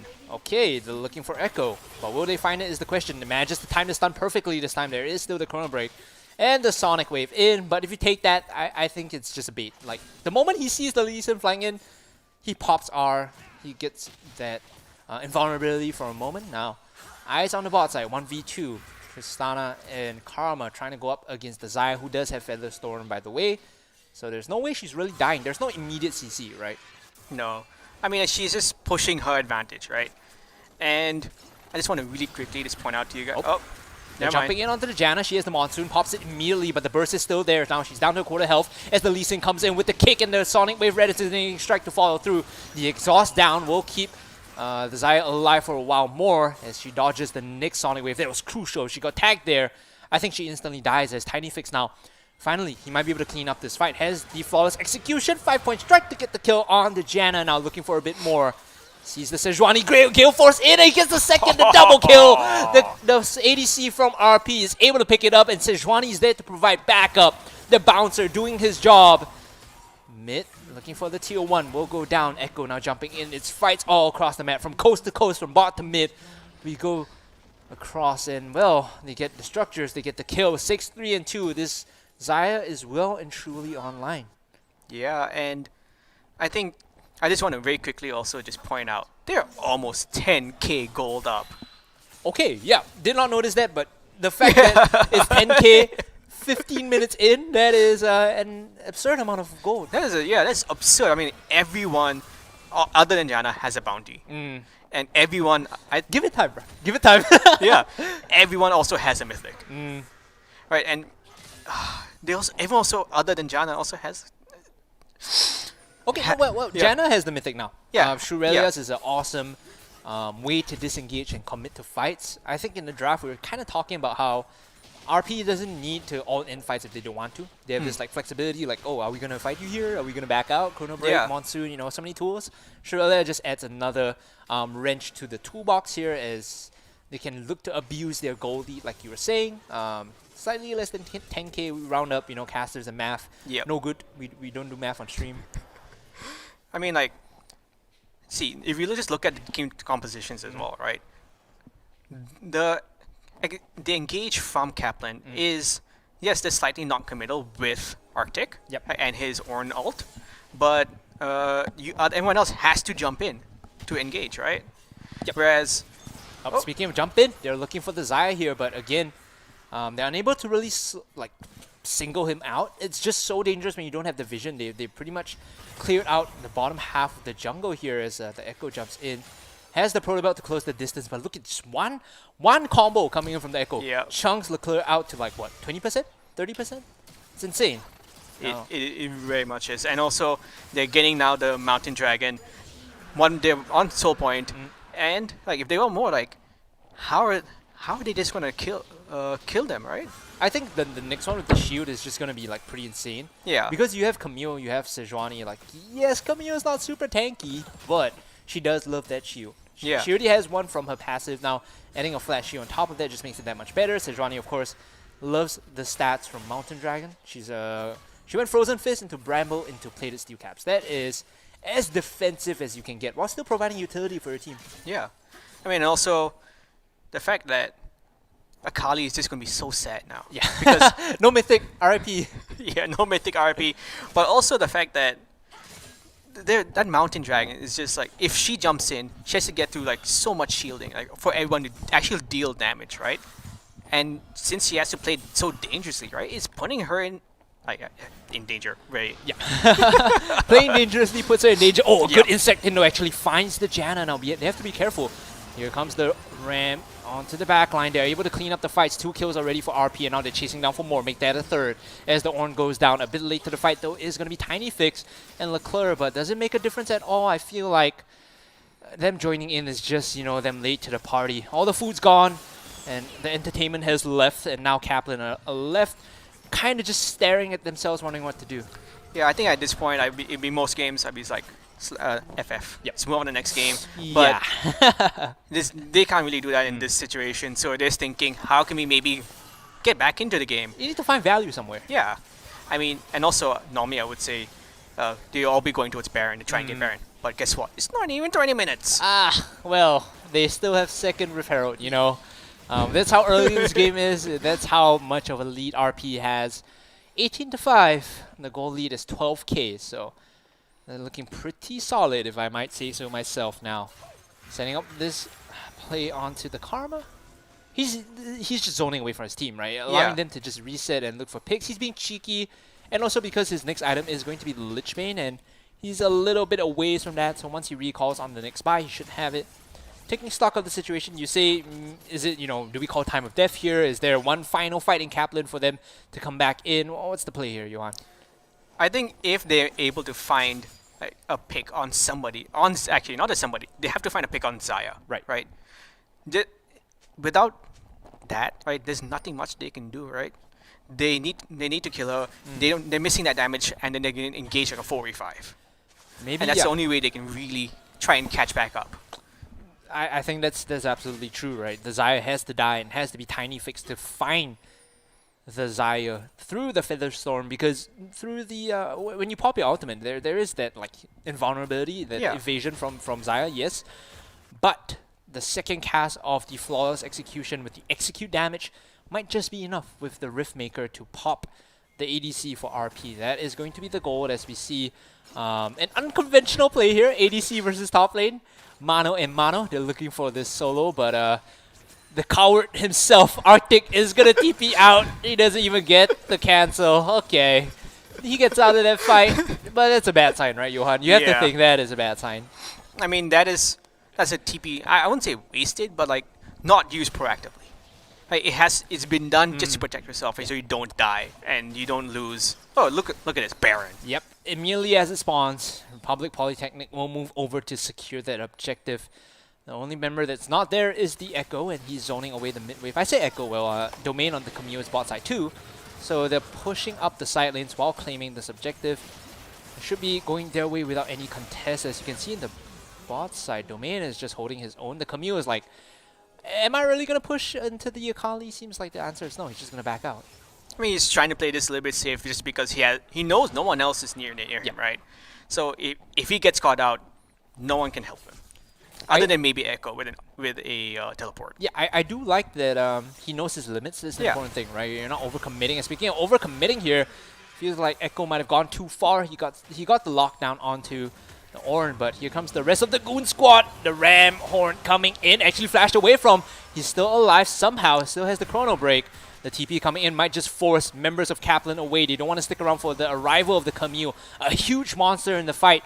On the side of your screen, you can see the flank coming in, the legendary flanking Xayah. What am I looking at? Hello? The ADC flank while the top lane runs in? I am... You know what? If you want to sum up this game in like a clip, right? I think that's the clip. Yep. I mean, just look at it. Akali is almost... Is she dead? No, I think she might be able to play this. Okay, the Monsoon keeps her away from the second cast of the Flawless Execution. Haley actually making a clutch play. Yeah. Cancelling the movement with that big ultimate. So you get the kill there on the Akali, and now one of their win conditions. We saw her almost solo out the Xayah. Make no mistake. Yeah. That was damage there, but it was not enough. It wasn't timed in an appropriate place either. RP, they take down the mid inhibitor turret, and now with Shelly's next charge, they get full value. They get the inhibitor as well. Flashes out though as the Feather Storm is popped. Look at this guy. He's just man fighting them. He's gonna get knocked up, sent on a little flight, but eventually though, actually with the knockback, they might be able to kill him off, and now looking for the resets in. The stun onto the Tristana. He's gone a little too far. Getting the kill on the Xayah though does mean that it stops some of the push, but RP, they are still 4 members strong. They can close out this game or just look to take the base structures before recalling. Yeah, I mean, Tristana just got a little bit too excited. It's like, I've got resets, I'm just going to jump in the middle, forgetting that this is Sejuani. I mean, it's understandable, especially with COVID. He hasn't gotten much, and none of us has gotten much airtime. So the moment you're able to go for a flight, you just take it, jump in, and look for whatever you can. And another couple of kills coming out, Tiny fix. He's dead the moment he spawns. RP farming the base right now. It looks a little bit like a European team that we know. And now the re-engage from the Ornn isn't enough as they look to focus down. The Sejuani, he's still alive for a second longer. They're able to get out and turn it across. How is he still surviving this?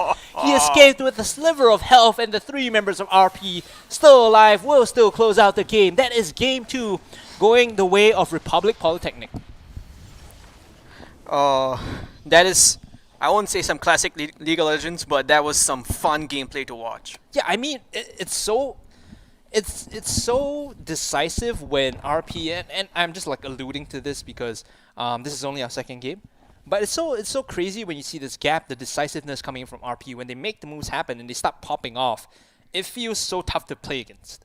It happened in game 1 of SP doing the same thing. RP does the same thing in game 2, and whenever they get these leads, it feels like the game's out of your grasp as the opponent. Yeah, I mean, it looks as though everyone's just so good at, they know they're in the lead, they can take that lead and just like push it and just take everything from their opponents. Yeah, I love this like clean, methodical gameplay coming in from the teams we're seeing so far. Game 1, Game 2 done and dusted. We're halfway through day 1 of Campus Legends 2021. Thoughts so far, Johan? I want to get your ideas on the games you've seen so far. Yeah, the games I won't say like are the cleanest if you compare them to maybe like pro league teams, right? But of course they're not pros, right? They're college students, they're tertiary students. They have other things to do, but relatively they play pretty well, and they actually took like the advantages whenever they got them. They managed to kill everyone who like actually just stepped out even a little bit. I love that teams are willing to punish their opponents whenever they overstep, and you know the game was so gruesome. Even Murray here decides to look away. He's not looking at us because he feels ashamed. Yes. that was a game that was a little not safe for work. Ladies and gentlemen, we will be going for a short break. When we come back, we will have our 3rd game lined up for you guys. This has been and it still is Campus Legends 2021. I'm Hungry Cast. Alongside me is Lemming Messiah. Hope you guys have been enjoying the games. Don't go anywhere. We'll be right back.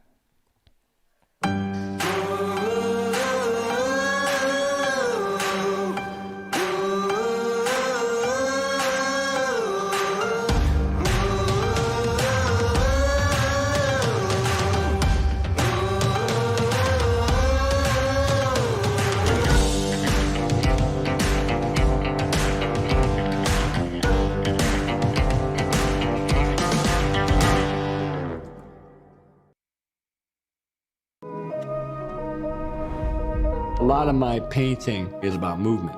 I really gravitated to the circle, and from the circle came the atom. It's like the center of everything, the universe, our biology, all of it. The atom is constantly in motion. We're introducing activewear. It's the best way I can represent when Uniqlo.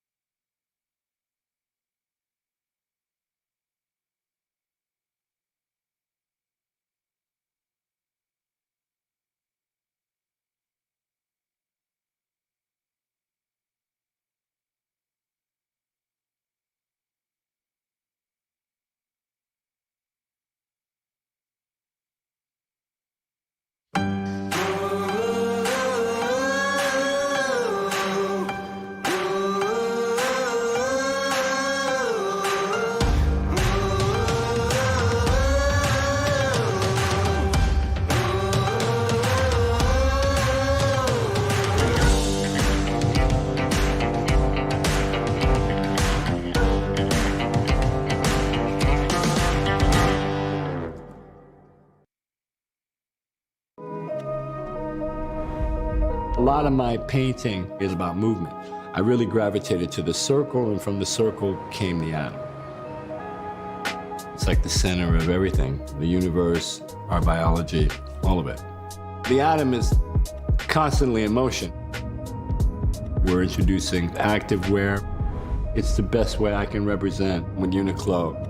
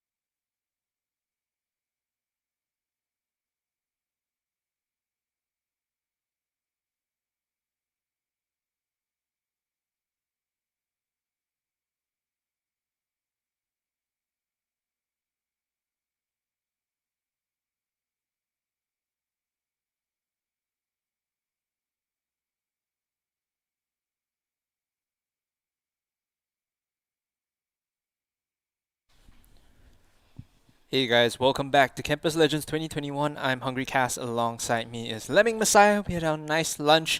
Once again, I am joined by Murray, our mascot from Murdoch University. It's been good so far, 2 games down, and we're looking for our next match to come through soon. It's going to be ITE College West going up against SIM. That's going to be interesting. I mean, you were from SIM, I was from too, so there's a bit of bias here. Only a little bit. Just a small amount, right? But also, from knowing the players, we saw the rosters coming. SIM has quite a stacked roster. Yeah, they do. I mean, they have Kra, Yep. they have Serve, and It's Kra, Smurf, Mez. Oh my goodness, I just feel so weird saying Eric Kellick.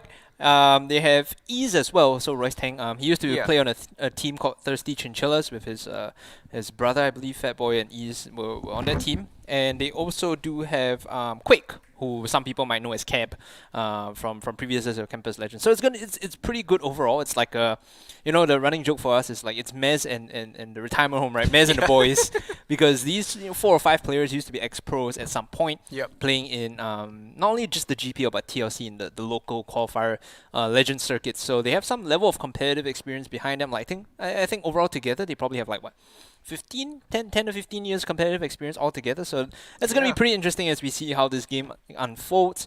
Overall, I do think SIM does have the upper hand just purely on the virtue of having these pros at the retirement home. Seems to be the favorites here. Yeah, I mean, when you have that level of experience, right, it's going to give you a lot of advantages over your opponents, right? Just knowing that they can coordinate better, they have that level of play that was recognized by those professional teams, right? Yeah.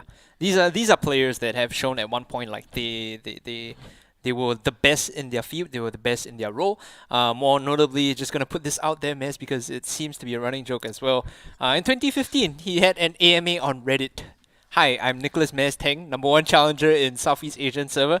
Ask me anything, and well, that became a little bit of a meme after a while. We also had the group stages for Worlds that year or the year after, and he was walking around in a jersey with Mez on the back of it as well. So I thought it was pretty interesting. If you guys are curious what Mez stands for, I think the full one is Mez with him. Is his full IGN, but he shortened it as well. Fun fact: he used to be a GPL caster like me, so a bit of a ancient colleague history there. Yeah. I mean, it just shows like this life after casting also. Yeah, playing playing Campus Legends seems to be the best move afterwards. SIM, we talked a lot about them. ITE College West, do you think they have their work cut out for them is the question, because this team, you saw the stats overall. I feel like pound for pound, role for role, player for player, SIM do have the upper hand. That's like an understatement, really. They just there's a little brother, and then the SIM is just like the big brother, just going, I am just that much bigger and stronger than you. And I'm looking at the roster right now for ITE College West. It does not seem like, if anything, these are younger players, younger talents, not necessarily experienced and veteran, as we will jump into Champion Select. It's going to be SIM on the blue side, ITE College West on the red side. Now, big question, Johan, will the players be reprising their roles? Because I know Eric Kellick plays mid, Ease plays mid, and Mez more notably also played mid. So like someone has to bite the bullet here. Someone's gonna have to play a role that they don't like.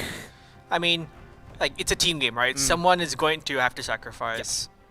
Let's see who it is. Like, and also it's very interesting first 2 bans. Like for SIM side, it is the Senna and the Viego. Okay, yeah. And a Lee Sin ban for ITE. Yeah, I think the Senna Viego makes sense. First pick here, they could go Silas, they could go Zed. I think both of those are like the notable Arachelic champions. I mean, right now they're taking out like just basically the S tier of I think basically every role. Yeah, I mean Gwen, of course, you kind of have to ban her out in this particular meta, especially if you are how do I put this nicely? An old player who hasn't. I'm trying to avoid the word washed, right? So if you're an older player that hasn't been playing that much, you might want to be careful of this Gwen here. Just straight up ban her out. Now Ezreal is up for picks, and that should be going to Quake. One of his old favorites, by the way. This is something he played a lot back then when he was competing. So at least we know there is some stability from Quake and Kra in the bot side. Both of them are playing roles that they kind of, that was their claim to fame. They played those roles. And also, very quickly responded to with a Lulu and Kaisa, which are banned. No, Lulu was banned twice for the last 2 games. I think Lulu is a good choice here, purely off the virtue of like, yes, you can put her in top lane if you wanted to, or mid lane even, and be like super frustrating to deal with. But in a pinch, you just put her in support, and then Kaisa has some safety in lane, some safety in team fights too. She is a very good hyper carry that needs that additional boost to stats, as it were. Volley Bear now being locked in for SIM. And also, like, I think just for Lulu itself, just being able to, if someone runs into you, you can just turn him into a little wooden critter, and you just stop the engage, right? And then you can able focus that person down and just kill him. Yeah, I think now this Volley Bear looks significantly less scary with the Lulu too. But knowing the SIM picked into this, they might just want the Volley Bear for the dive potential. Yeah. And the reliability, right? No matter how much you get polymorph, no matter how much you get slowed, you're still a reliable frontline tanker. Yeah. That is going to soak damage. And you have the Karma here now. So it seems like this should be, well, potentially solo lane Karma. Could you even, flex into support if you wanted to?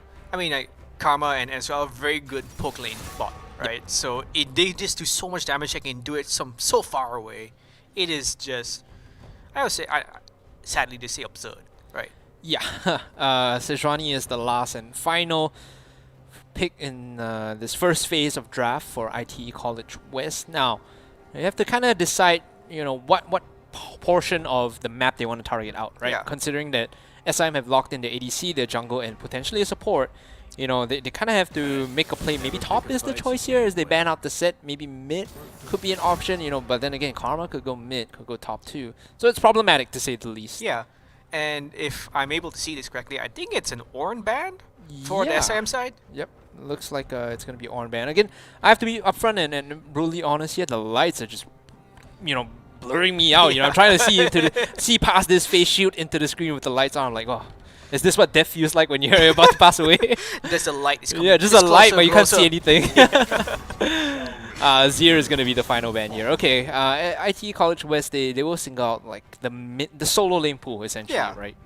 I mean, also, and then the final ban for SIM is the Renekton. So it's a good blind pick, right? Yep. It's good into almost anything. Oh, Gnar is also good into almost anything, and Gangplank to a certain extent as well. Both of them are open. ITE College West could opt to take those. Still, yep, there you go. Yep. Gnar, like we said, it's very annoying because there is no real matchup that you straight up get smacked with. I think the only one that is really problematic is Nocturne, if I'm not wrong.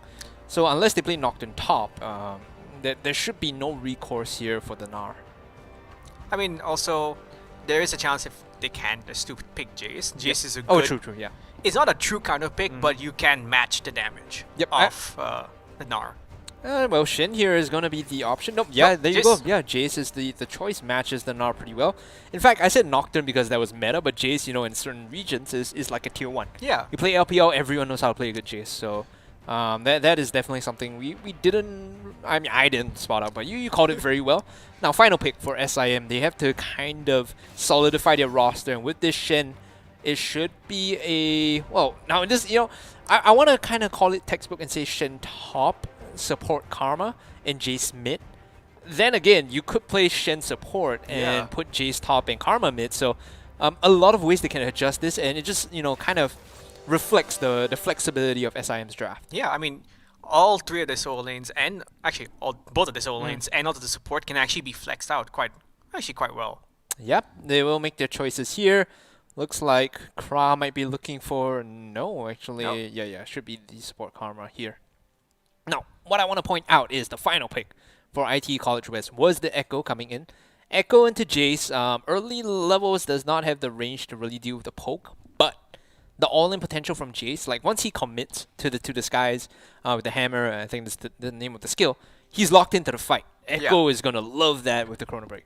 Yeah, and also just having that reset as well, right? Because once Jace goes in, he has to commit all his health, all his mana, and Echo just says, you know what, I'm just going to go back, gain a whole bunch of life, and also deal damage to you. Yeah. You have to be careful how you commit to these fights. Meanwhile, ITE College West also, kind of as we expected, Lulu is a choice for the support pick here, so that's definitely going to be good for them when it comes to late game. I do like the state of Enchanter supports now, although some of the Enchanter items have been nerfed, like the mythics aren't as good as they were, but I think Staff of Flowing Water and Bando Glass Mirror as an opening item is just insane. Yeah. And also just the fact that Shurelius is still a really good item. True. Just being able to give everyone like a giant speed boost.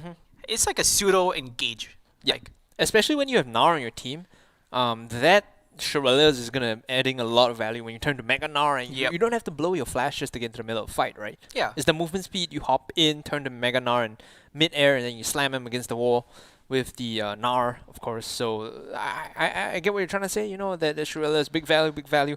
Once again, guys, if you're tuning in, Campus Legends third match for today. We will have 4 matches going on per day for League of Legends. So we are about 75% the way in. Of course, with this match being completed, that means 75%. This was all again brought to you by our sponsors, Lenovo Uniqlo, which decked us out in this awesome gear. You can realize if you realize we are looking very spiffy. Yep. The coats as well as the shirts and the pants, and not to mention Murdoch and KAPLAN. So I'm repping Murdoch here with my little friend Murray, just sitting on the desk making a tri-cast. But unfortunately, he's very quiet. He doesn't speak much. I didn't really expect him to speak much. Otherwise, I'd be tossing him at a wall. Like if he started talking, I think we probably had to cut the broadcast. Yeah.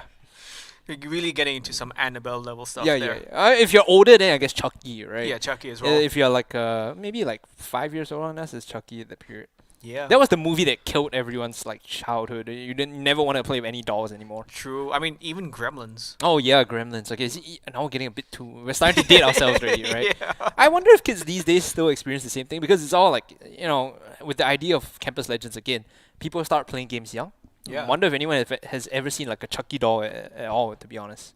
I mean, they may know the name. It'll sound familiar to them, Yeah, right? yeah, But yeah. they're like, oh, it sounds familiar, but don't know what it is. Right. really. Yeah. And then you would be like, oh my god, I'm so old. I feel it in my soul. Even Annabelle feels a bit old. Maybe some of them might know, but even then, it's still quite it's quite dated. It's like my teenage-ish years, right? So there's that out of the way. Also, we talk about Campus Legends as a platform for these teams. Every team here representing their school is the nominated, qualified, the best of their institution, what they have to offer. So I do like that schools as well as our sponsors are supporting this endeavor early on into your life, starting things on the right foot, participating on a platform that allows you to show off all the dedication, all the hard work you put in the background, right? Yeah, I mean, just giving them that start, giving them that maybe like little confidence they may need, right? Yes. To dip their toes, to go for it and like commit into something that I think like just like 5-6 years ago in Singapore, right? Oh, yeah. Was unheard of. I love it because now there's a legitimate platform. In the past, if I wanted to play like competitively, it would have to be like a weekend tournament at some LAN shop in the middle of nowhere. Just like Yep. you have to sit there the whole day. You never know when your match is going to be played because the only person organizing is just like a bootstrap team Yep. of like 3 guys with a paper and a roster. They stick up and update, on a bulletin board or something, right? That's my time. You want to Yeah. play these games, you have to go there and play. Now it's so efficient. Now it's so accessible as well that and really again all this could not be done without the help of our sponsors and the organizing party as well, as we will be jumping into game Campus Legends, ladies and gentlemen. Game 3. It's Lemming, Messiah, Hungry Cass, and Murray here on the desk. Let's go. SIM on the blue side, ITE College West on the red side. I mean, again, it could be like a nice little fan out start, but I love how you called it like game 1. Yes, we will play defensive, we will not run in, but that's exactly what they did. They got some early vision. They didn't really fight them, but there were some aggressive moves. And speaking of aggressive moves, right now you can see that ITE College West are getting spotted out in the river. I mean, they're probably trying to get some inkling of where Smurf is going to start, right? Oh, by the way, if you guys are not familiar with the names, Greed is actually Mez. Smurf is, of course, Smurf. Used to be the player for Impunity. The mid lane, which sounds a bit obnoxious, so I'm not going to read that out, is actually Arakelic. Dom, if you guys know him from Sovereign in the past. He used to play for SVR mid lane. And then Quake and Kra, of course, no strangers using their own names because they're the OG. Don't feel a need to Smurf and put on some fake name. Don't need to make themselves feel younger because they have a new name. Yeah, right? maybe, yeah. Just got a new name, new me. Yeah. Right here you can see on the side of ITE College West, like we said, have their work cut out for them. And this Echo here is going to get chipped down just a little bit, in fact. But with the Corrupting Potion, he should be relatively healthy when it comes down to these trades. Now, Arkellic here on this Jace. He took the phase rush instead of the electrocute, so he's looking to stay mobile, looking to get the movement speed when he jumps onto Doll. I wonder if that will be valuable when it comes down to it. I mean, it gives you that option, right? If you do want to, you deal the damage and you're like, okay, then maybe someone's nearby, I can just run away, skedaddle off, and just like, I'm safe. Yeah.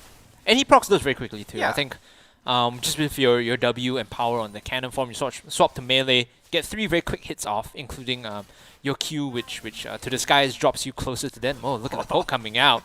Kra and Quake just tossing skill shots, punishing Mocha and Flowerface in this bot side of the map. Now getting level 2, it's not going to get easier for the Kaisa and Lulu, who don't have the sustain. They don't really have the answer here. Yeah, I mean, and also if you just look at a little bit at the itemization, you can tell they're going for the aggressive start, right? Because they have the spell Steve's Edge. Yep. Which also Flowerface went for as well, but is there a gank coming in? I mean, Loster sitting here, he does have the flash. If Kra or Quake walk up too far, Arctic Assault into flash should be a guaranteed knockup, but something tells me in my gut that this gank might not happen. It tells me, oh, hold on, he's coming in here. Arctic Assault does not find anyone, so no knockup either. Instant TP coming in, though. Makes ITCW rethink their decision. Good two-man taunt in, and he gets the first blood, and now Greed in a lot of trouble. Mez has to back off after the exhaust is committed down on top of him. It's a counter teleport from the Gnar, but looks like Mez is going to pick up first blood after all. Yeah, and also it was just, I think it was 3... Oh yeah, the Echo TP down too. Yeah. And... oh wow, I mean, Smurf is just getting... no, not Smurf, sorry. Sorry, I completely forgot who's in the mid lane right now. Jace is pretty far ahead, I think. He's 20 CS up. It's like a full kill worth of gold ahead. And he also does have the combat summer, so with the EXP of the gold, if he gets an item lead, doesn't feel like a good lane for the Echo Doll. Might be a bit pressured out here. And speaking of pressured, immediately no mana on the Echo, has to back off. Poke still raiding in the bot side. Yeah, and also no teleport to just like go back, quickly come, and just reset the lane, right? Yeah, that's true. Normally when you play this Echo, you like using the teleport to get a cheater recall off. Not even cheater necessarily, just getting the lane state back to normal when you have an item lead. On the top side, we haven't talked much about this, but Mez with the double buff and a big wave stacked up. I could see why Smurf is looking to make the rotation up. The slows are so annoying, that block field, that dodge field, whatever you want to call it, making these traits much harder for the Gnar. Oh my god, I feel so bad for this bot lane. Look how low they are. Yeah. And they're just really, I think, waiting for Smurf to get to level 6 so he can just jump in, gank them, and just kill them really just on the tower. They're gonna force them away from this wave. There's no way that Mocha and Flowerface get to stay here. Like, you can see how apprehensive they are as the kill looks to come in. Looks like Arkellic will be able to pick up that 1-for-1 trade, but a flash and Ignite expanded. Arkellic, he burns 2 summoner spells to get the kill, whereas Doll only had to use the flash there. Yeah, but like it was a kill over to Sejuani, right? And True, not yeah. to Echo. So And he's still down CS. Yeah. I mean, even still, like 1-for-1s, they may still be good, right? But for the people who got the extra like extra score, it might be just a little bit more positive to their side. Bot side, Losser making a return gank here, and he's going to be focusing down Kra first, who will flash away. Now Quick is going to be the target, immediate flash out too. Can they get the stun though? It looks like Loster is just happy burning both their flashes and backing off. Even manages to escape away from the leash, so no root coming in either. This is a gank that was successful if you want to count the usage of the summer spells, so I think IT College West will be happy with that trade. Yeah, I mean, only... Okay. is this going to be a solo kill? Dipsy might just die here. Mez is actually pretty healthy still, does not have any utility apart from the taunt. So once that's down, he can't really chase into this. And this is a Mega Gnar now, so Dipsy has additional health to work with. This is a big wave too, it's going to be pushing in. Yeah, I mean, it is so much... Like, look how far ahead actually like Greed is over Dipsy. Right? It's 20... He's like 20 CS up, right? And he's, again, like another kill ahead. There's another 20 CS up. It's just like 600 gold at least. I mean, between the two. Arkellic and Greed, who is Mez, Hold on, again coming in. He's looking for the stun, but level 6 is already completed on the Echo. He's going to juke back with the Chrono Break, and the support comes in. He's going to get a huge shield from the Parallel Convergence, and now they turn it around onto the Sejuani. They burn everything that they need, and they still get more of that last Shock Blast. Almost killed him off. Good convergence coming in from SIM to get them that kill on the Sejuani, even though the Echo manages to get out safe. I mean, that was actually really close to the, like, for Doll. Yeah. Right? He just echoed back, echo ulted back into the middle of two of them. And he's like, oh god.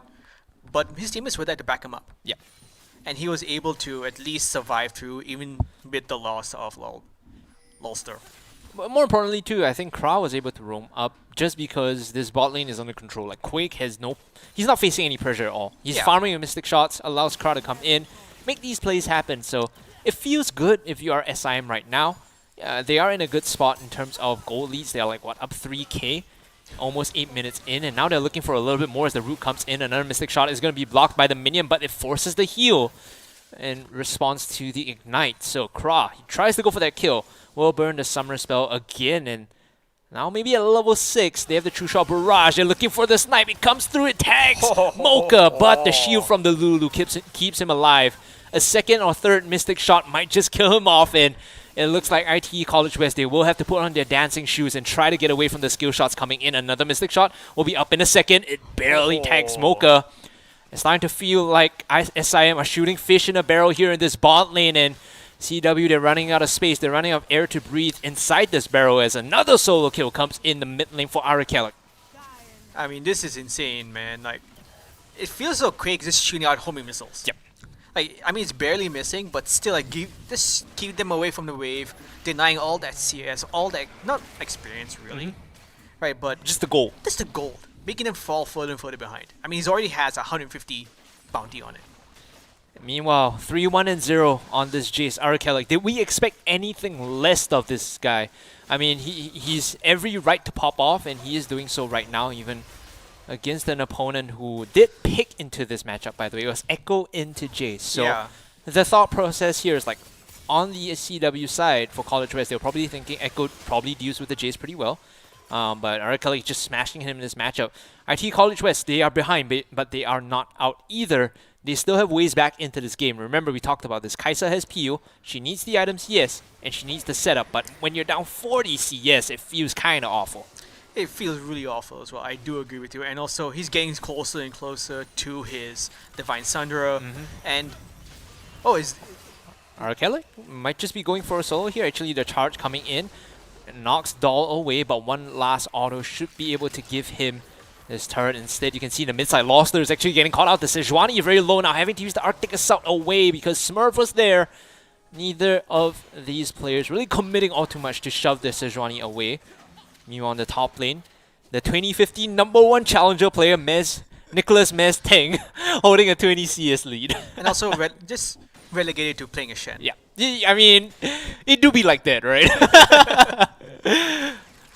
I mean, like, I think it'd be the worst if he was relegated to, like, playing a Malphite. That is true. Well, there is, like, some people argue that Malphite is essentially like a carry-ish pick now if you itemize correctly against the right compositions. Last auto here gives all that gold over to ITECC, so he gets the benefit of, like, what, 600 gold from that one auto? Yeah. All the work, all the efforts just deposited into his bank account. Cha-ching!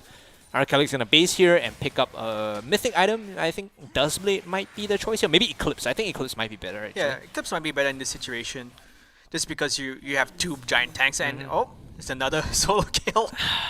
Unlucky. Oh, wow. Shock Blast into Acceleration Gate gives ITECC another one. 4-1-0. This guy is on a tear right now. Like, not gonna lie, it's tough to sugarcoat this. Both ITECC and Quake leading their lane counterparts by at least 10 waves. Or maybe 8 waves, right? 40 CS. Yeah, it is. I mean, they're also going to lose a bot tower as well. It is. They're just bleeding all these objectives. All of this gold is going straight into them, and I'm pretty sure they both can get the mythics right now. Yeah, ITECC melee bases and picks up the Eclipse, like you said. 2 tanky-ish members means that the Duskblade, not so much value, but Eclipse with the percentage damage feels a lot better. Yeah. Divine Thunder as well for Quake. Similar, thought process there on why the item is a lot better. Also, getting the buffs in the past couple of patches has made this item feel so good compared to the past. Yeah, and also, I also want to point out, Volibear is also going to the -100. That is a major disrespect. I mean, on my part, at least I think. So I'm gonna theory craft this. Your laners are stomping. Yeah. Technically, there's no damage on ITE College West just yet, so. Yeah. If you kill them first and they don't get to build damage at all, you don't have to be tanky. I'm just gonna leave it out there as an explanation. Yeah, I mean, he also gains a little bit of tankiness from his ult, and is it another? Okay, ITECC showing some respect this time. Not too much though, because he's still holding on and just proxying the wave. Now we'll back off just a little bit. You can see that Mez isn't having the best go at it just right now.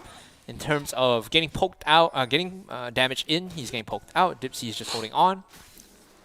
I mean, he has a little bit of range advantage, right? Yep. Especially in the mini form, and also he has % health damage. Yes, so when he procs the hyper. Yeah, when he procs the hyper. So he has some priority in the lane. Shen has to wait for his Q to pass through before he can actually deal a good amount of damage to Dipsy. ITE College West, now the focus is on the top tier 1. At least they're finding some advantages. They shove Mez out. Now Mega Gnar means that it will be able to chip this one down too.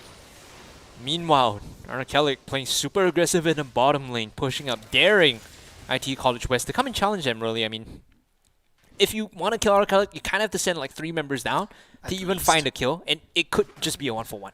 Yeah, I mean, and also you also consider the fact that if you're committing all those members there, right? That means you're leaving the rest of your map open. Yes, and that is good news to both Mez as well as Quake, who want to be, pushing lanes, want to be collecting objectives and enjoying the fights globally, be it through True Shot Barrage or through the Stand United. Yeah, and also it just me to find out the fact that he's at least like Jace is 2 levels above.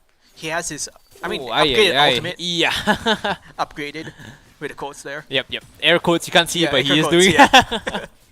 I mean, you get like decent stats from it. It's not the worst. You know what's the worst upgraded ultimate, in my opinion? It's Nidalee's. I feel like Nidalee's one is actually kind of like trolly. I mean, it's up there with Elise's. At least you get spiders. I think you get more spiders. It's not the worst. You do get one more spider. Right now, SIM, they're looking to push down this top tier 1. The poke coming in already. Parallel convergence on top of Smurf. Will they take this fight though? Smurf posturing aggressively, looking for the pick-off for SIM. They want to start this fight, but instead, they call a truce. Both teams will just concede this back off, but SIM come out ahead with the objective. I mean, it's tough for IT, right? They have to fight back from this really big opening minutes, and such a big goal deficit as well, so early in the game.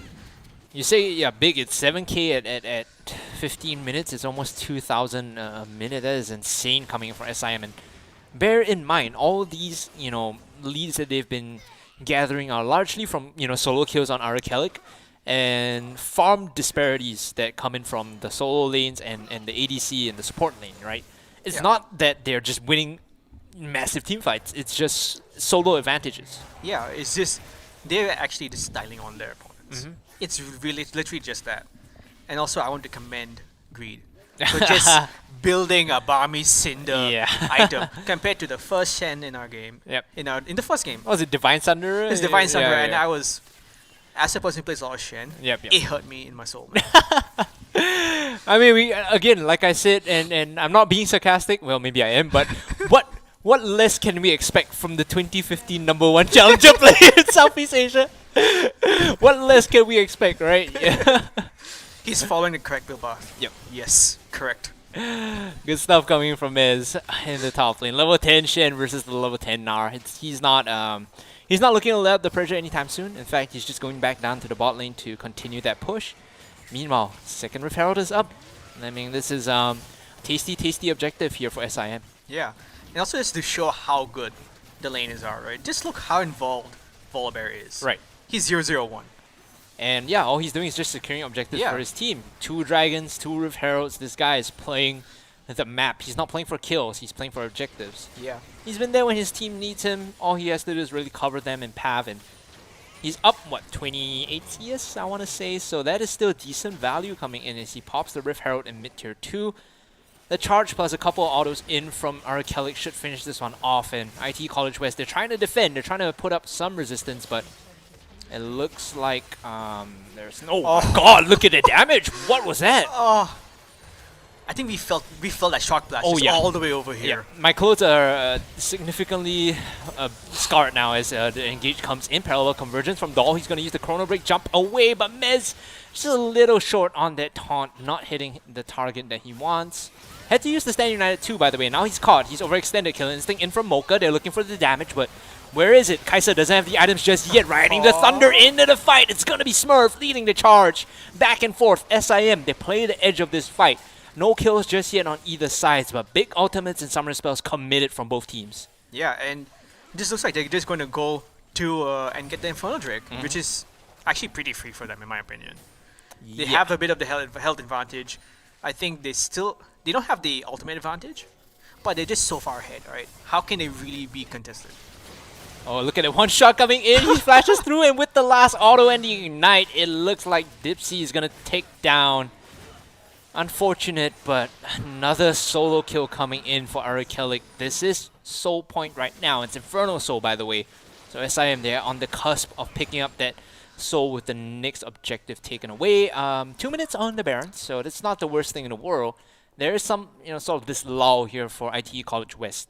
Gather their forces, get them their house in order and get the items that they need to really fight. Because Mocha on this KAISA, not even Gale Force, not even Kraken Slayer just yet. Yeah. He flew in just now on that Killer Instinct. It felt like a mosquito just went by, right? There was no damage. He couldn't do anything. Like, it was... I would say it's just like... You can see he sees the play. He's able to go in and he reacts to the play correctly. But just so far behind, he can't do much. Finally, he picks up the Kraken Slayer. Yeah. He's in a good point now where he's got his first Mythic. It's not the best, and by any margin, he's far behind. Yeah. This is what you need to do. The building blocks for success. Pick up these Mythics, get the ball rolling, and now he's going to be looking for the Collector, I think. Or maybe even the LDR. I feel like a lot of Dormnix isn't the worst item in the world just for the armor penetration against Shen, against Smurf as well. Yeah. And also, you see, the Serpent's Fang, which is second for ITECC. Oh, yeah. That makes you feel good, man. It's such a value item against both the Echo and the Lulu. I mean, there's no reason you shouldn't be building this because in the past it was super cost efficient, even without the passive. Now, I think the break-even point is like if one person has a shield, it breaks even, right? Yeah. So with two, it's just value on top of that. Yeah. And also just the fact that you know that Flowerface is mainly going to be protecting either Doll or Mocha, right? Yep. So if you're able to reduce that just by that 50%, makes it quicker to die. You're able to move and move forward quicker also. Chip down the shield, get the kills, get the resets now. Recall coming in from Flowerface. He's going to get spotted out by Kra. Doesn't want to stick around, but quick work. This top tier 2 just falls. SIM knock it down, structures after structures, one after the other. Now they're looking for the engage potentially here. As Smurf still has the ultimate, they are looking to siege down this inhibitor turret. Parallel convergence comes in, but no follow-up on the side of ITE College West, so they're going to take their time with this one. SIM, another huge shock blast will chunk Lolster out, forcing the recall for Sejuani. All 4 members are here for SIM, but guess what? Mez is still in base. He's enjoying the show, right? He's like, guys, call me if you need me. I'm going to be watching Netflix or something. He's listening in the background to Carly Rae Jepsen calling. Coming in with the ultimate on Smurf, though they're looking for this fight. Actually, in the backline, you can see the damage going down. They might just get the kill onto Kra, but no, he survives barely with a sliver of health, and now the reset coming in. College West, they've already lost the jungler. They don't want to lose anymore. The inhibitor is down, the damage is done, and they will be looking to reset here. Almost getting the kill on Kra and potentially Smurf. A bit of a messy fight for SIM. Yeah. I mean, but this just shows like they still see the play, they're able to execute on the plays, but they're just a bit too far behind. And I think they don't have the damage. If College West were, and it sounds a bit misguided to say if they were even in terms of items, that would have been a sick fight. Yeah. But then, the argument could be made then, well, SIM wouldn't take that fight. That's true. Understandably, there is some work to be done for College West right now in terms of scaling up. They do need the evolved Icathian Rain for Mocha if they really want to do any damage. It seems like the Kaiser's auto is just not really cutting it right now. Echo was really close to one-shotting Kra in the backline, but still missing that small key burst. Yeah, I mean, if this is just like a 5,000 gold lead, right? You can that fight would be just so different. They would probably gotten 1 or 2 more kills, and they could have probably just pushed that advantage further. They could have gotten more even, right? And Problem is what, a 9k gold. yeah, it's a 90 gold lead. It is. It's actually quite interesting to see that now that we have Muramana finished, we have mythics for everybody on SIM side, and also I mean even for ITE side, they all have mythics except for the Lulu. I mean, it's kind of the sacrifice you have to make, especially when you got heart slapped in lane, right? Yes. It's shellacking in the bot lane. It's tough to look at, but someone has to take the heat, and good flash from Kra gets him away from the Glacial Prison here. Actually survives through that onslaught, but that is going to be an ultimate down for the next couple of seconds as this dragon looks to be spawning. Smurf is taking a tour of the dragon cove at least. Admiring his handiwork. Yeah. Dragon Soul, rather Infernal Soul here is Yep. going to be the next on the docket is, you can see the poke. Oh no, the True Shot Barrage actually does not find his my target, but again, God. Mocha is down to a sliver of health. How do they keep doing this? They find the targets before the fight starts, and all of a sudden, CW can't defend. College West, they have to back off. This inhibitor turret is dead, and the inhibitor should be following soon after. The poke before the fight. See you later. All your structures are down. All you have is a Nexus and the 2 turrets in front of it my is another Shock Blast. Oh, he's forced to use the Wild Growth. The Arcane Comet almost killed him. Kra almost got that kill with the Keystone. More pokes coming in, still hunting for more. Arcane shift forward from Quake, very aggressive, and now they're looking for the front line. Kra has to back away. Dipsy jumping in, trying to get the ult, but it's dodged away from Quake. Immaculate positioning from the AD carry of SIM. College West backs against the wall. They need to kind of reset here and find an angle into this fight. Couple more seconds before the Sejuani ult is done, cooling off, so it could be the window that they want is to jump in. They ride the thunder, they ride the lightning, they disable the turrets, and now they're on to the Nexus. The fight for SIM, they're holding the front line of Arcelic, just throwing shots after shots forward. They don't even need the kills. All they have to do is just chunk them low enough, and CW will have to back off. And ladies and gentlemen, an onslaught on the fountain. SIM in 24 minutes close out game. Well, this game against College West. That was a clinic by SIM, I think. They actually took all the objectives, and they managed to also not lose anything as well, really. Giving up only the 1 kill. As far as I know, that kill was just like in the early game, if I remember correctly, they were able to pick up that kill. It was a trade, I believe, in the mid lane. Arcelic was the one that went a bit too far, and then the Sejuani came in to pick that one up, right? I think actually no, it was Kra. Okay, right. He was the one like in Karma when Echo came in and he managed to E it forward and didn't kill him. Right. Okay. Yeah. Maybe I might be mixing up games as well. But the fact of the matter is, SIM just look indomitable again, and we're starting to see a trend today. First it was SP, then it was RP, and now it's SIM that's really just taking control. And these teams, we're starting to see almost like a divide between the better teams and the ones that are falling behind. Yeah, and it just shows that all the teams that were able to get their lead, right? They knew what to do with their lead. They knew how to press forward. They knew how to take the objectives correctly. Also, without really like losing much. Yeah. And they all finished the games really quickly. I think all 3 games were like sub 30 minutes, if I want to say. There was no dilly-dallying. Baron's up, we take Baron. Dragon's up, we take Dragon, and then we close out the game. We take the objectives as we need to, and then that's going to be it. Ladies and gentlemen, that was the 3rd game between SIM and ITE College West, with SIM taking the W in very dominant fashion. We will be going for a short break when we come back. It's going to be Game 4 and our final game for the first day of Campus Legends 2021. Don't go anywhere. We'll be right back.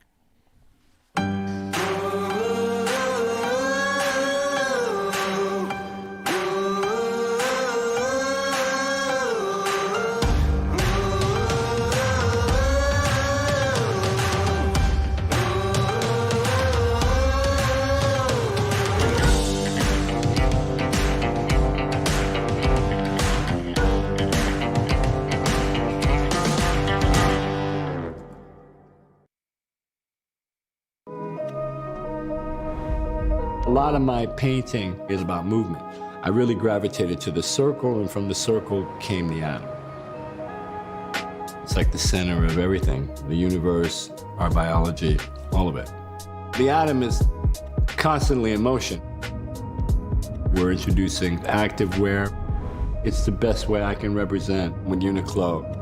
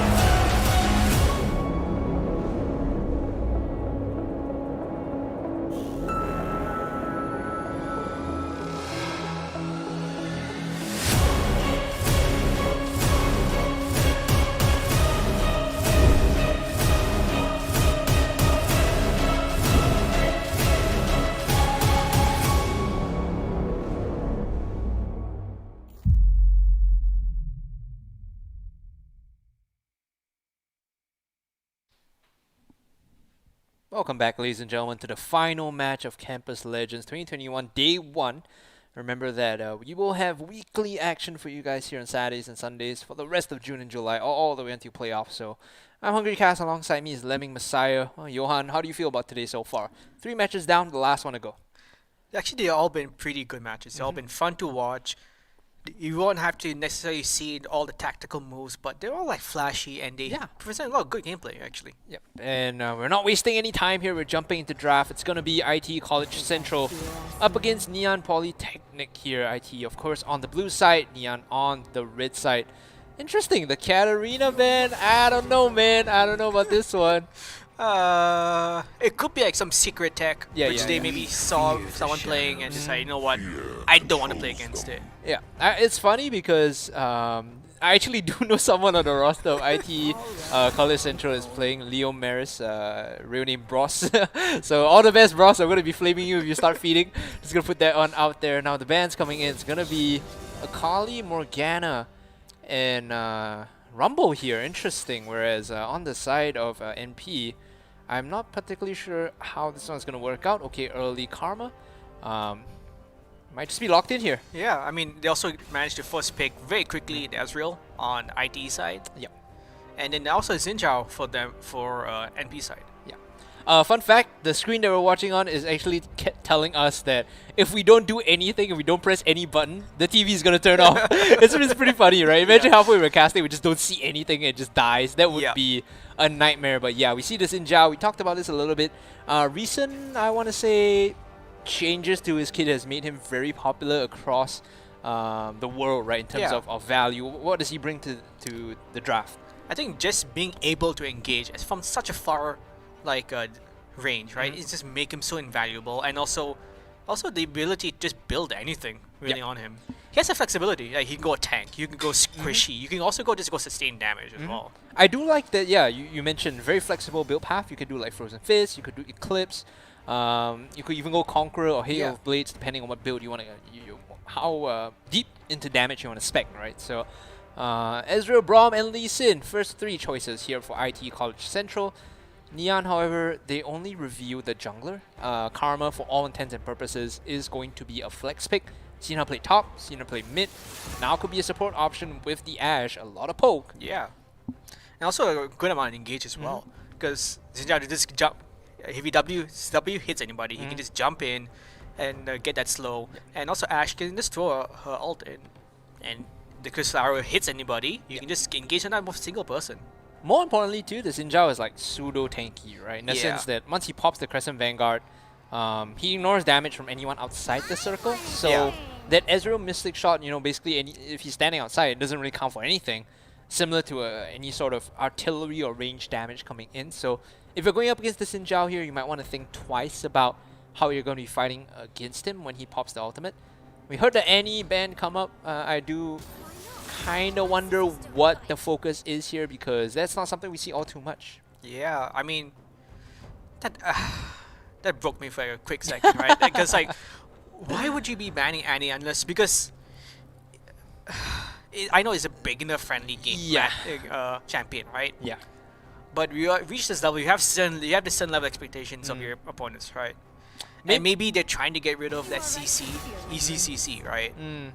Well, it's any Kiana, so you might be onto something, Johan. The idea of reliable crowd control, where you can get close the distance, pop your ult, and just stun whoever is in front of you, is similar for both Annie and Kiana. I do kind of see what Neon are going for, as the final ban will come through. Was it the Yasuo? Silas. Or Silas, rather, excuse me. Yeah.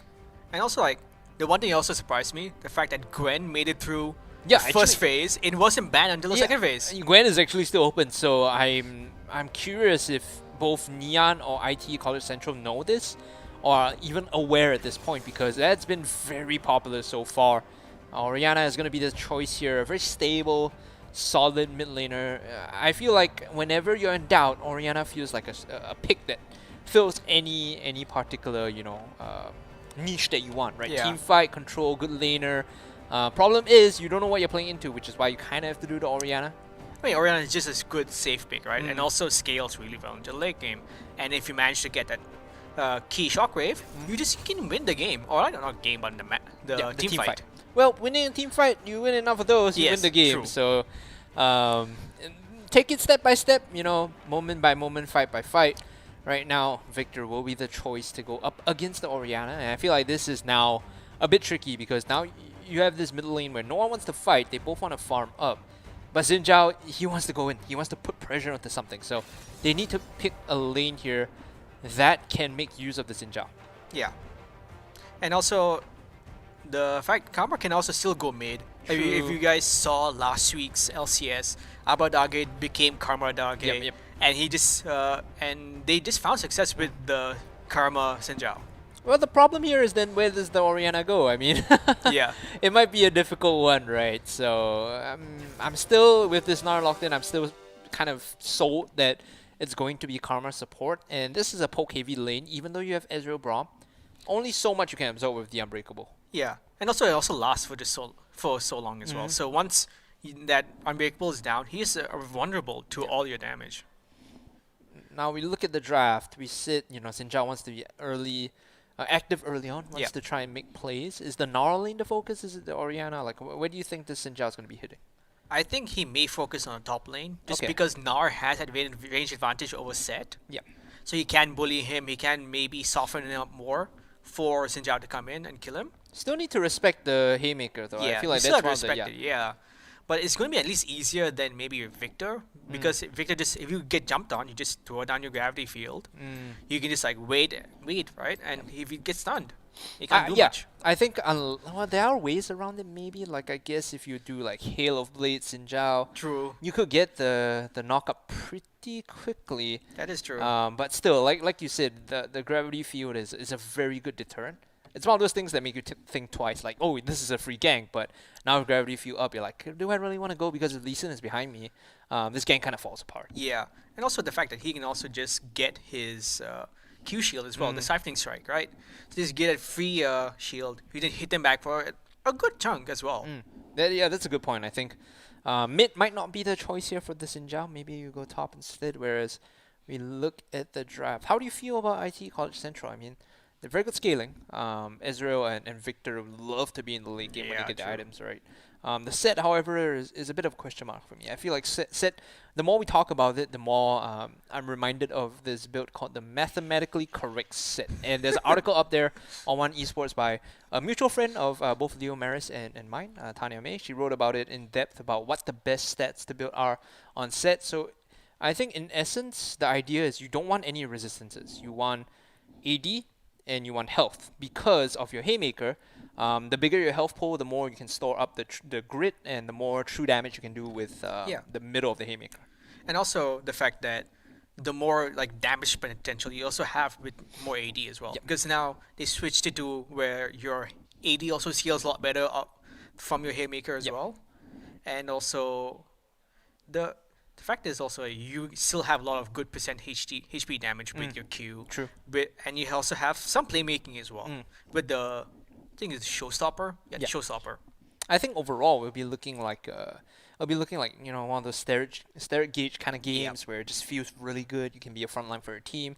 In combination with the Lee Sin, we do expect the set to be diving in onto the back line against immobile Ashe, who doesn't have the Lulu, doesn't have that heavy peel. It's a Karma. Yeah. You shield him, you run. That's about all you provide. Yeah, that is true. But also Karma does have a little bit of, if she turns on the mantra, does her E, and everyone gets shielded. Right? That's also another like a gauge in potential as well. Like we said earlier with the Shurelius. It's a scuffed Shurelius, right? It's a scuffed version of the Shurelius. But there's still the option he can build the Shurelius if he wants to. So multiple ways to boost his team in terms of speed, in terms of survivability. We'll be looking at that as the game goes on. Now, IT College Central versus Neon Polytechnic. Let me ask you your thoughts. Since we talked through the draft, we talked about the win conditions. How are you feeling on this? Who do you fancy, coming out hit? I know the last time I did this, I sort of like ate my words, but you know what? I'm going to double down. I'm going to predict NP. Okay, NP, right. Just purely on the virtue of the draft, like what's the logic? Not a coin flip, right? I hope. It's not a coin flip. No.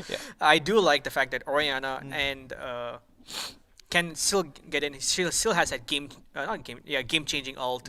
right, potential. Nar still has a lot of priority early on, right, with his Q spam and also dealing that percent health damage as well. Xin Zhao also has a lot of early priority, and you would still have a fairly good poke lane with Karma and Ashe, Right. with good potential. So okay, right, Scaling. right. Yeah. So a lot of the value is just the early control that they might have, and in these tournaments you've seen the value of early leads, right? Yeah. Previously, SIM just decimated their opponents just because they were able to find strong lanes. Yeah. They had strong leads individually, and they snowballed that to perfection. And that is how you really want to be running this early on. Campus Legends, for all intents and purposes, on the first day, it's like a trial by fire because Yeah. the teams are playing together for the first time. And to remind our viewers, Group A and Group B both play concurrently. We stream the Group A matches first. Next week we'll be taking a look at Group B. All of them will be playing every week. This is your first step forward. And maybe just a simple way to begin is let's draft winning lanes, let's draft a strong early game, and then we'll figure it out as we go. And also, like, in this sort of format, right, or at least at this level, being able to get an early lead, being able to snowball early, right, may be easier for people to do. Just True. knowing what, being able to do that first 5 to 10 minutes, right? It's always easier to plan out. True, yeah. I Going get to the 10 minutes and beyond and like 20 and 30 minutes, right? That's a lot harder to practice for. That is true, right? Like, you can more or less be very, like, your dichotomy of choice is very simple if you're planning for early game.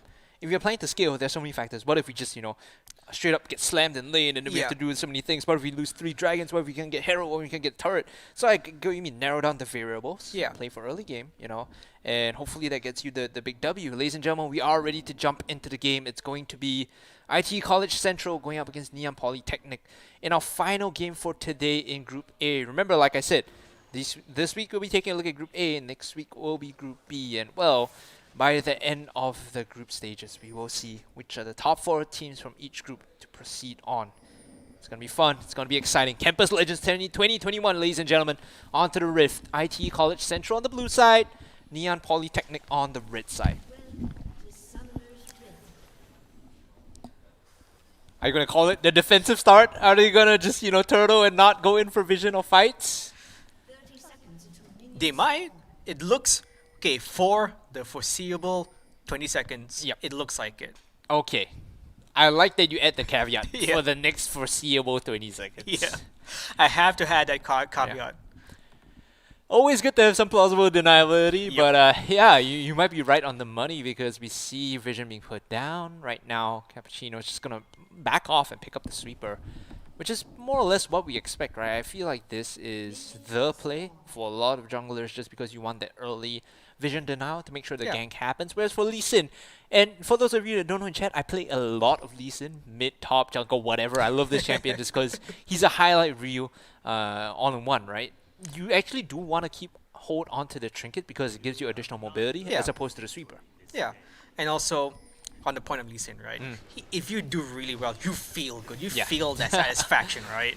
He really does reward like people that try hard. Oh, I like this cheese coming in. Look at this. They have the ignite. They have the mantra Q from the karma. But will they check this? Oh no. IT College, they're too smart for this. 200 IQ. Yep. They knew it was coming. They saw. They had a general idea that this was going to be a little cheesy as Leo Maris will throw out the Mystic Shot and eat another Q in response. And a volley as well. They might not have found that Tri-Bush cheese, but they will find the damage here. Neon Poly hitting hard and getting the push down. Yeah, I mean, the mantra Q is always just so painful at level 1, right? And if you just take it head on, if you're not behind any like minions or anything, it's gonna hurt. It's going to like set you back. If it collides with your face, you're definitely gonna be in for a tough time. So this bot side going very well in the way of Neon Poly now. Eyes on mid. Hart getting the early pressure in, won't shove the wave. It's gonna reset just a little bit, but the Victor is just gonna be farming on the turret at this point. Should be fine. They're both gonna be farming on the like maybe not on the turret, both of them, but like it's gonna be just a farm fest.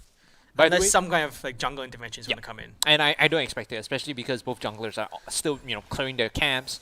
This is their first half of the jungle that's being attempted right now. Oh my god! See a huge chunk come in. Side note, and this is just purely for my own vanity, I think that Ash skin is one of the most OG skins. Like, You could get this for like really cheap or free almost at the start of, I think, like Season 4, Season 5. And it's one of Yeah. the, like, I guess, basic skins, but I do like it. I mean, I remember owning the skin like way back when. Yeah, yeah, Way yeah. back when. It's like one of the basic release skins for Ash, where Yeah. cosmetics were like, oh, League of Legends has cosmetics? And then they used to very like, oh look, here's cannon, here's red, Yeah. and here's a yellow one. Yes, yellow cannon is red cannon. I remember that. How we've come so far, you know, Yeah. in this, it's almost been, what, a decade of League of Legends now on the top side. No more talking, we will fight as the Haymaker connects onto the Gnar, and that's first blood. Sonic Wave resonating strike, a little too far up. You kind of talked about this, maybe the Xin Zhao needs to be focusing top side, but it is Lee Sin who strikes first. I mean, this also like comes like with the territory. Like you're pushing up that much farther, right? Because you're able to poke him out. The lane is naturally going to push towards set a bit more, right? Yeah. And then this makes the ganking opportunities for Lee Sin a little bit better. He's definitely making his impact felt. 1-2 autos away from claiming the turret plating, but Neon Poly, they're still very much overextended. They feel safe here because Yeah. there's a Xin Zhao just like literally sitting in the side brush, and he's gonna get pinged out too, by the way. So they're gonna push this wave. They're gonna reset on the cannon, which is something I highly encourage people to do if you're just watching this. Oh, in fact, they're not gonna reset. They're just gonna back off after they hit the plate, and now they might be in trouble because Xin Zhao has already backed off. So they just decide to drop back, recall inside the push. Karma throwing chip damage out, but no, MP just sticking around, not looking for the base. Yeah. I mean, this sort of that's a very greedy recall in my opinion, right? You could have gone a bit further back. You could have guaranteed that recall, Yeah. right? And you could have actually been quite a bit ahead. I feel like when the cannon wave crashed, that was when they could have gone for the recall. It's just like Yeah. fast push the wave and just back off, right? Yeah. I mean, it just shows that that little bit of greed, right? It can hurt you a little bit later on, but as of right now, we won't see the impact of it. Oh dear, oh dear, oh dear. Lee Sin now hopping around the jungle. He's gonna spot out the Xin Zhao doing the Inferno Dragon, but Cappuccino used the smite already. He's not gonna spot him out though. He's inside the bush, and now they see the Lee Sin. Sonic Wave, resonating strike in. Command Protect is there, but is it enough though is the question, as the Dragon has been aggroed by Oh Well, and oh well indeed. He might just die. There is a flash on the Orianna. He's going to use it. Command Attack and Dissonance to get the kill credit. And now the rest of MP are here to back him up. There's no way for the Victor to turn around and put any damage down because they see the Ash, they see the Karma, they had the lane priority. And it's going to be a 1-for-1 trade. Cappuccino maybe a bit over-aggressive with that Dragon. That was a bit over aggressive. Like he was actually a level down. Yeah. And also, Victor's not. I don't think Victor's going to try and like match your aggression just because the fact. Look at his opening item. It's a Mercury Treads. Yeah. He knows what's up. Yeah. Haymaker actually tags him down, but he knows in this matchup, I just need to survive. I just Yeah. need to not die to Shockwave. I'll be good in the late game. Yeah. I mean, they're both that way really. Like they're just trying to survive the late game. Lee Sin may have a bit more pressure right now just because the fact he's 2-1 up, Yeah. right? But it is a bit also going to be a bit of a slogfest. 2-1-0 has picked up that Iron Spike Whip, so he's level 6, has the Dragon's Rage, does not have Flash, so no repositioning available unless he can safeguard to something. I'm looking at Victor now, who will be looking for his Evolved Death Ray. I think that's the important one. Once you get that, you feel good, you feel confident clearing the waves out. Meanwhile, Lost Chapter completed for Heart, he even has the blue buff by the way, so this is going to be Push City in mid lane 24/7. Yeah. And also you see he has his tier, he's tagging it up now. It's now just like a standard item of almost all mages. It's so You just- cheap. Yeah, so cheap. And you just also the value of transforming it into The Seraphs? Archangel? Yeah. Archangels and the Archangel, Seraphs, yeah. Right, it becomes you just get so much AP. Yeah, I think it's one of those items like you buy it early on and then you just leave it there and then eventually it accrues value for you. Like, oh, now I have enough money to complete it. Yay, free core item, you know? Yeah. It's a bit like, I hate to get too like financial or technical, like a bond almost, you know? Like, you, That's hold on, safe investment. look at this, the Oh. Shockwave in, they do not get the challenge, so Cappuccino does not get the Audacious Charge in. You need to tag them with the Wind Becomes Lightning on that W in order to get the extended range, but I was unable to do so because of the flash from the Victor. So they get the Summer Spell, but they don't really find anything above that as Cappuccino now will start up this Inferno. Second time's the charm, Johan, maybe? It looks like it, and also they don't have really any prio anywhere. Yep. Right, at least for a mid and bot lane, so it's easy for them to pick it up. Yeah, IT College Central, you mean like just they have to play defensive after Yeah. burning the flash and after getting shoved in by Ashe, Karma. Like you would expect them to just fall back and Yeah. give this over. And also, like, it's just the first Drake, right? It's not soul point. Or True, it's not even true. the soul itself, right? You can give up maybe the first two or maybe just the first one. Oh, look at this. Sneaky, sneaky. He's looking for a Dragon's Rage, but Hart knows that something is up. He smells a rat. He's not dropping back too far. And even if they do get this, I wonder if they can confirm the kill because the Victor is not working with a lot of mana. We'll put it that way, right? He doesn't have the full combo per se, so Lee Sin should not be fishing for this kill. In fact, he just takes that camp and then backs off. So the setup was there. No execution provided as Rift Herald is going to be the target. Yeah. I mean, also Victor also himself doesn't have that much damage yet. He has a single amplifying tome, so he's going to hit you and you feel like a tickle. Yeah. No AP items apart from M Tomb and Duran's ring like you said. Look at this top side. 7, 4, 5, 6 and a bit of trouble, but he turns around the Haymaker and answers in kind. These That kind of traits, like if you get the Haymaker off, it's used a lot better. Yeah, I mean, also that was a bit opportunistic from D-Doc. I mean, he was about to get up Meganar, and he just jumped in. Yeah. And I mean, it's a puzzling just because Mininar has some of the worst resistances, That is true. right? And you're going into a set that also just built up so much grit. So you're putting yourself in so much unnecessary danger when you're doing that. On the side of 7456 though, he did pick up that one cloth armor, so in terms of stats, like that is not mathematically correct if you want to put it that way. It's still a resistance item that's Yeah, gonna keep him true. topped up once he completes the armor boots, right? Yeah. But for the most part, maybe not the most efficient because you want to be taking. Oh, hold on, good arrow down. Actually catches off the Ezreal. Leomaris now in a lot of trouble, has to back off. Hiding inside the bush, he will get spotted out. A couple more autos will finish him off as they flash forward and look to finish him. But no, he survives through, and a true shot barrage as well. How did he live it? Here comes your showstopper into the wall. Haymaker to give him the shield. He should be able to survive this. No. Fudge Nugget hits him with the leash, and now the TP in from D-Doc. It's gonna be serious, and it's gonna be too much damage for them as he's looking for the Nari. Missed it! my Oh no! You hate to see that, Lemming, but he hits him with the boulder at the end. What a slugfest. But at the end, NP, they pick up 3 in response. They do lose that one member, but they will get the counter kills. Oh my god. That was insane. I think all five eventually came down. Minus the Orianna Minus from Orianna, NP, yeah. Yeah, but like just D-Dog holding that Nar right up to the last moment and sadly just missing everybody. I think that is actually the tail of the fight. I feel like at that point, you just kind of have to commit to using the ultimate, right? Yeah. There's no reason for you to just be so greedy with it, like hoping to find kills, but thankfully you hit him with the boulder on the way out. Taking stock of that after that skirmish, NP find themselves a solid 1.5k goal lead, whereas IT College Central, they're starting to fall behind, you know. Items aren't really there yet on the Ezreal. He's moving towards Divine Sunderer, whereas we talked about this. Victor, only one lost chapter, does not have the AP. Will have some mana regen, but the damage is just not there. Yeah, I mean, and also look who has like the most kills on ITE's side. It's Lee Lee Sin. Sin. Yeah. I mean, it's nice to feel like as the jungler, look how far ahead I am, right? But Look at this. He jumps in. Actually doesn't really get anything. He does not find the engage that he wants. And now the re-engage from NP. You can see the squirrel is just kiting them out. Look at him go. He's able to just put the distance between himself. But the Gold Drinker gets the kill on the Ashe. Whereas Cappuccino comes in to clean up for the other side. So again, NP, they strike back. Even though they lose the Ashe. This is the second time that IT College Central has more or less tunneled on the ADC. And lost too many members in response. yeah, I mean, they see the opportunity, right? They see, and they're making the correct decisions to focus Ashe, right? Because she's immobile and she doesn't have a flash yet. Yep. But they lose track of the rest of the players, and that is what's their downfall. Just the tunnel vision is really the downfall of IT College Central. In these bot lane fights particularly, more so than the rest of the map.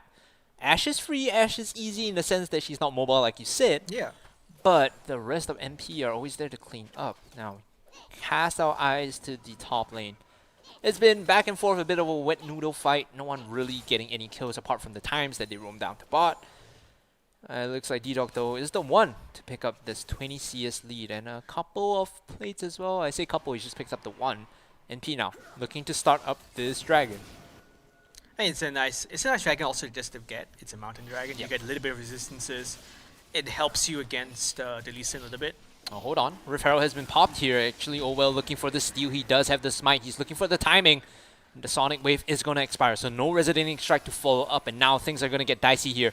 IT College Central still posturing around this. They jump in, now they get the smite, and they get the dragon, and the re-engage comes in for NP, and an arrow going through the uprights does not find the targets. NP now, they might have overcommitted too far. Looking to regroup on the backline. Ash completely untouched, and those are the kills that they need. NP, they get 3. Looking for the 4th here. The movement speed boost, the gravity well will keep them in place, but still, is that enough for the Victor to get out? No, he gets tagged by the slow from the volley. The charge in from the challenge on the win becomes lightning, and NP 4 kills, and the cleanup after they lose that dragon is well worth that fight.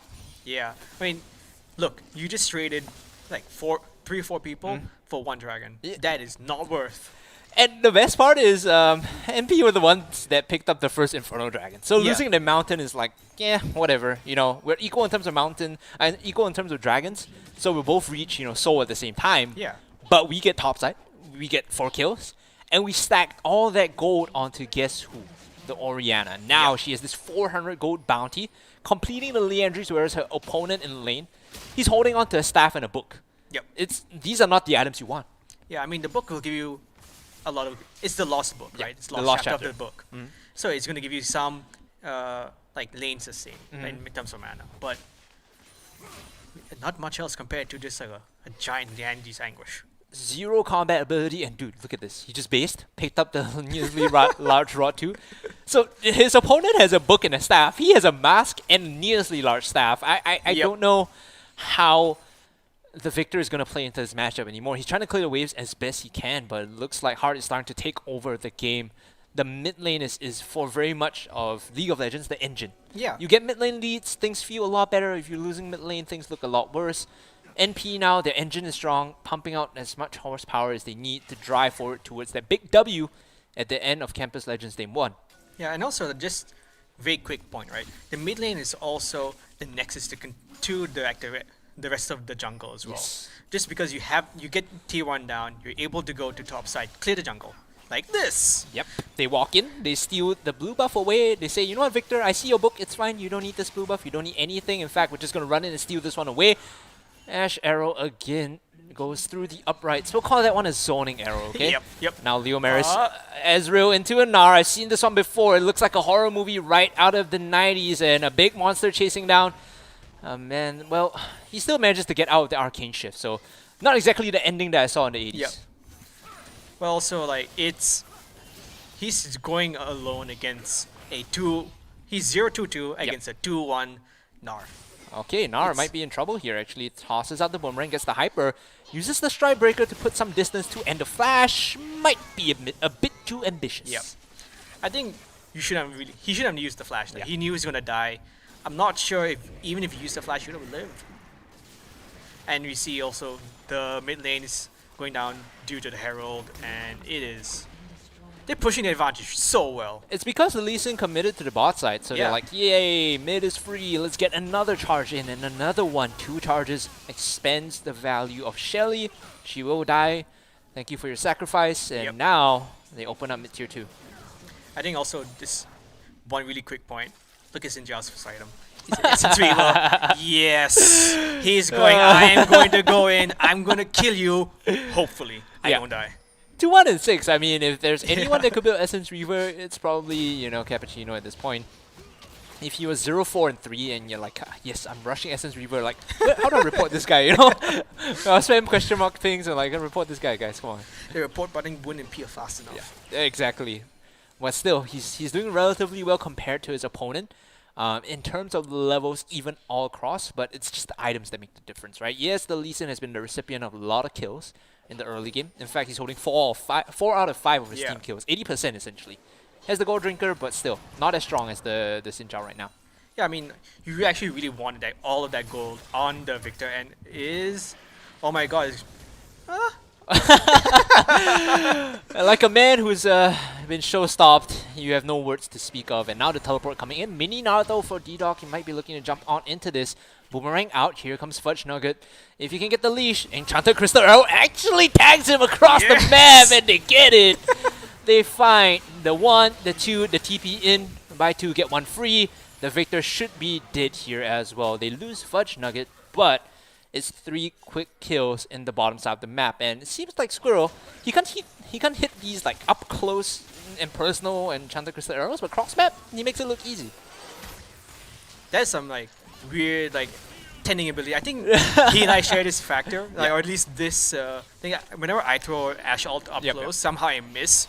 But I'll be a base ult or a random Ash Ult, and somehow I'll hit somebody. Like, it's this weird League of Legends logic. It's this season 1 meta, right? I don't know if you guys played League in the earliest days where Ashe, everyone took TP.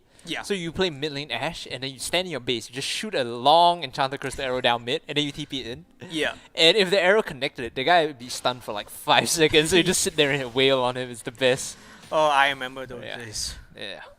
League has changed a lot from then to now, but what hasn't changed so far is Neon's lead in the game. 7k, slightly more than 7, slightly less than 7k. Whereas ITECC College Central, they're still looking for the items, right? I knew you were gonna bring this up. 4 mythics completed on their roster, 1 missing on the Braum. He's still struggling. Yeah, I mean, supports take that little hit, right? They're not always going to be the focus of gold. They have to make that sacrifice. I mean, you work with what you can, and that's kind of the fate of the support, I guess, you know. Everyone eats first, you get the scraps, and if you can make something out of the scraps, then suddenly you're like the master chef at the table. Unfortunate, I'm not sure Flay might have the culinary skills to do so this time. 0-3 and 3, trying to control and assert some vision down for his team in the top half of the jungle because Baron is going to be spawning right now. I know why when you just said Flay. I just immediately like Bobby Flay. Yes, yes. It might be a bit too old for some of the viewers out there, but yeah, Bobby Flay is a celebrity chef that I kind of maybe deep down I wanted to make that. I don't know where I came out from with that analogy either. Bobby Flay. The Iron Chef Bobby Flay. Yeah. Yes. What a G. 20.5 minutes in. Looks like Flay himself, like I said, not having a good time. Squirrels here in the mid lane still has the Enchanted Crystal Arrow. Might be looking for something here with the Sonic Wave being cast. He actually gets the volley in. Now you have to remember Divine Thunder Ezreal actually does decent damage with the Mystic Shots. Deals decent damage, and also it does heal quite a bit as well. Oh, actually getting the steal. Now this time the Enchanted Crystal Arrow hits, but there's no follow-up because they know. And Leo Maris and Flay are just behind Lee Sin. Oh, hold on. What is this set doing here? Is this a free kill? Showstopper in. Looks like the fight is going to be breaking out as the Haymaker comes across massive, but will do nothing to prevent his death. That's 2 kills now for NP. Make that a 3rd as they're chasing in onto Flay, and a 4th on the back line. It looks like Leo Maris is going to be the last member left standing here for ITECC College Central, and it's all down to him. If you can survive this, well, a nod to the wall says nope. And NP, they claim that massive team fight again.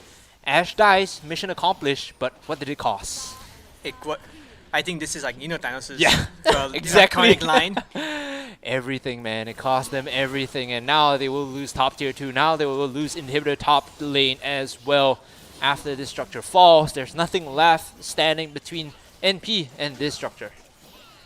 Yeah, and I don't think they'll go for Baron straight away. They might reset first and then come back and get a lot more vision around it. Because you see, there's a lot of defensive vision from ITE in the blue quarter. Right. It's tough to really just walk up when all those wards are there. So, they were not spotted on the recall, by the way. So the assumption here, if you had to make an educated guess, is they based off screen and they went back to pick up their items, and items they will pick up. Sterix Gauge now completed. You have your Gold Drinker in addition to the Essence Reaver, and that nice Sarah's Embrace completed for Heart. So those bonds, the yield is here, boys. Time to cash them out, Yep. And also, I think if we just look at Seth, right, he has a Vamp Scepter, which means, at least if I'm guessing correctly, he might be going towards a Blade of the Rune King. Right. Attack speed is not the item I wanted. Yes.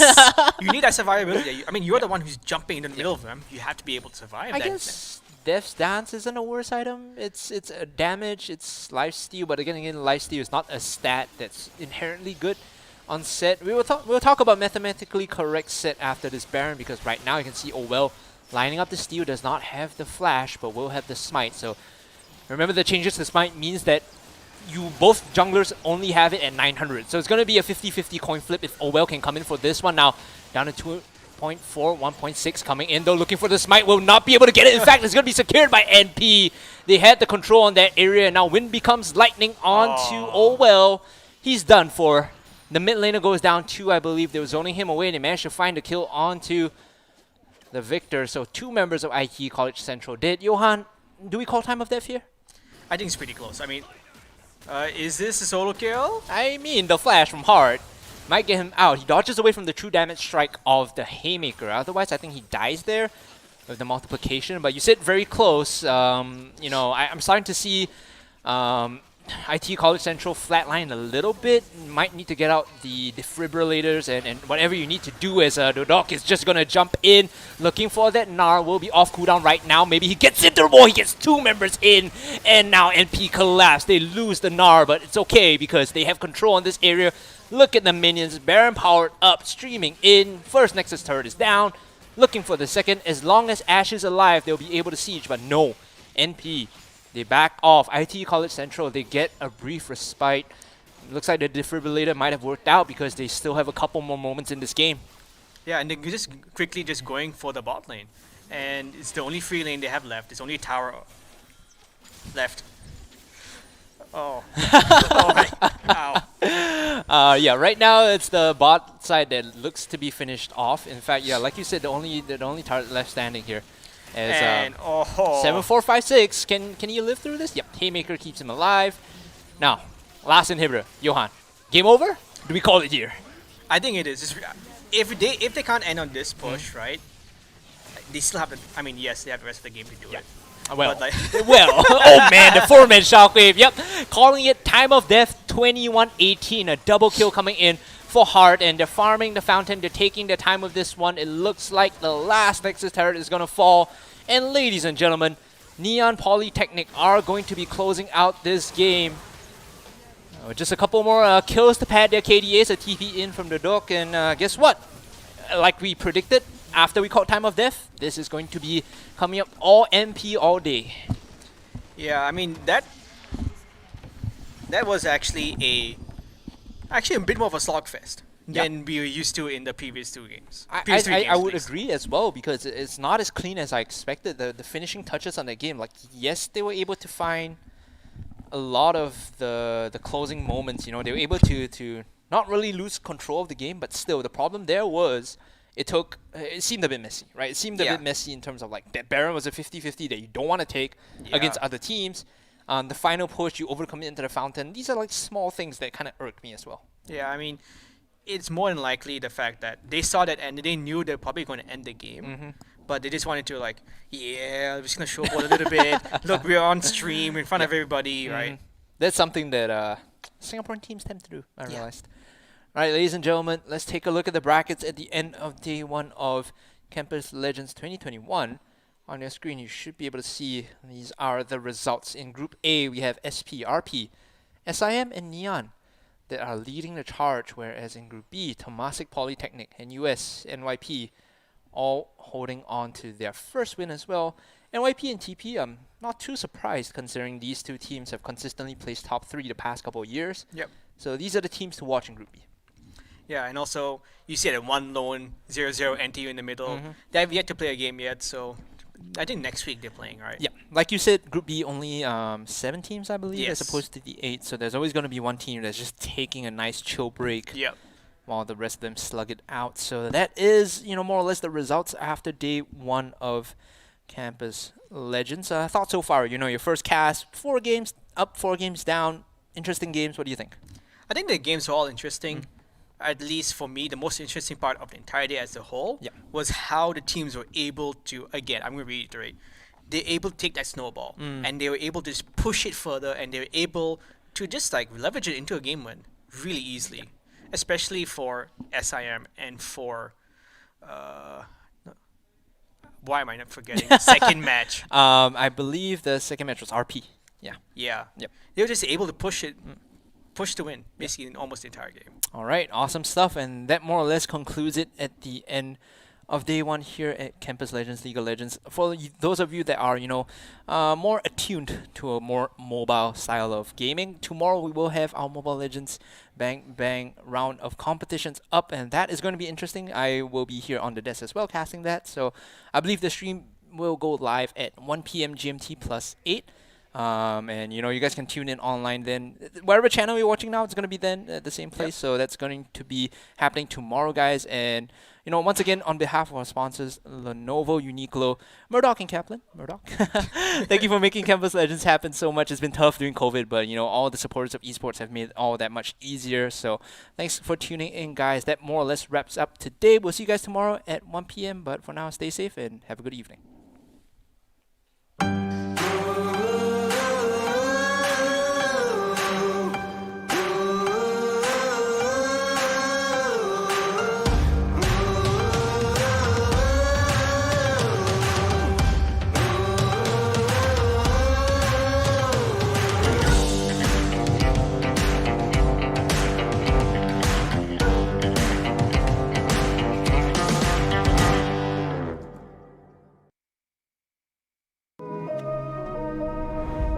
A lot of my painting is about movement. I really gravitated to the circle, and from the circle came the atom. It's like the center of everything, the universe, our biology, all of it. The atom is constantly in motion. We're introducing active wear. It's the best way I can represent what Uniqlo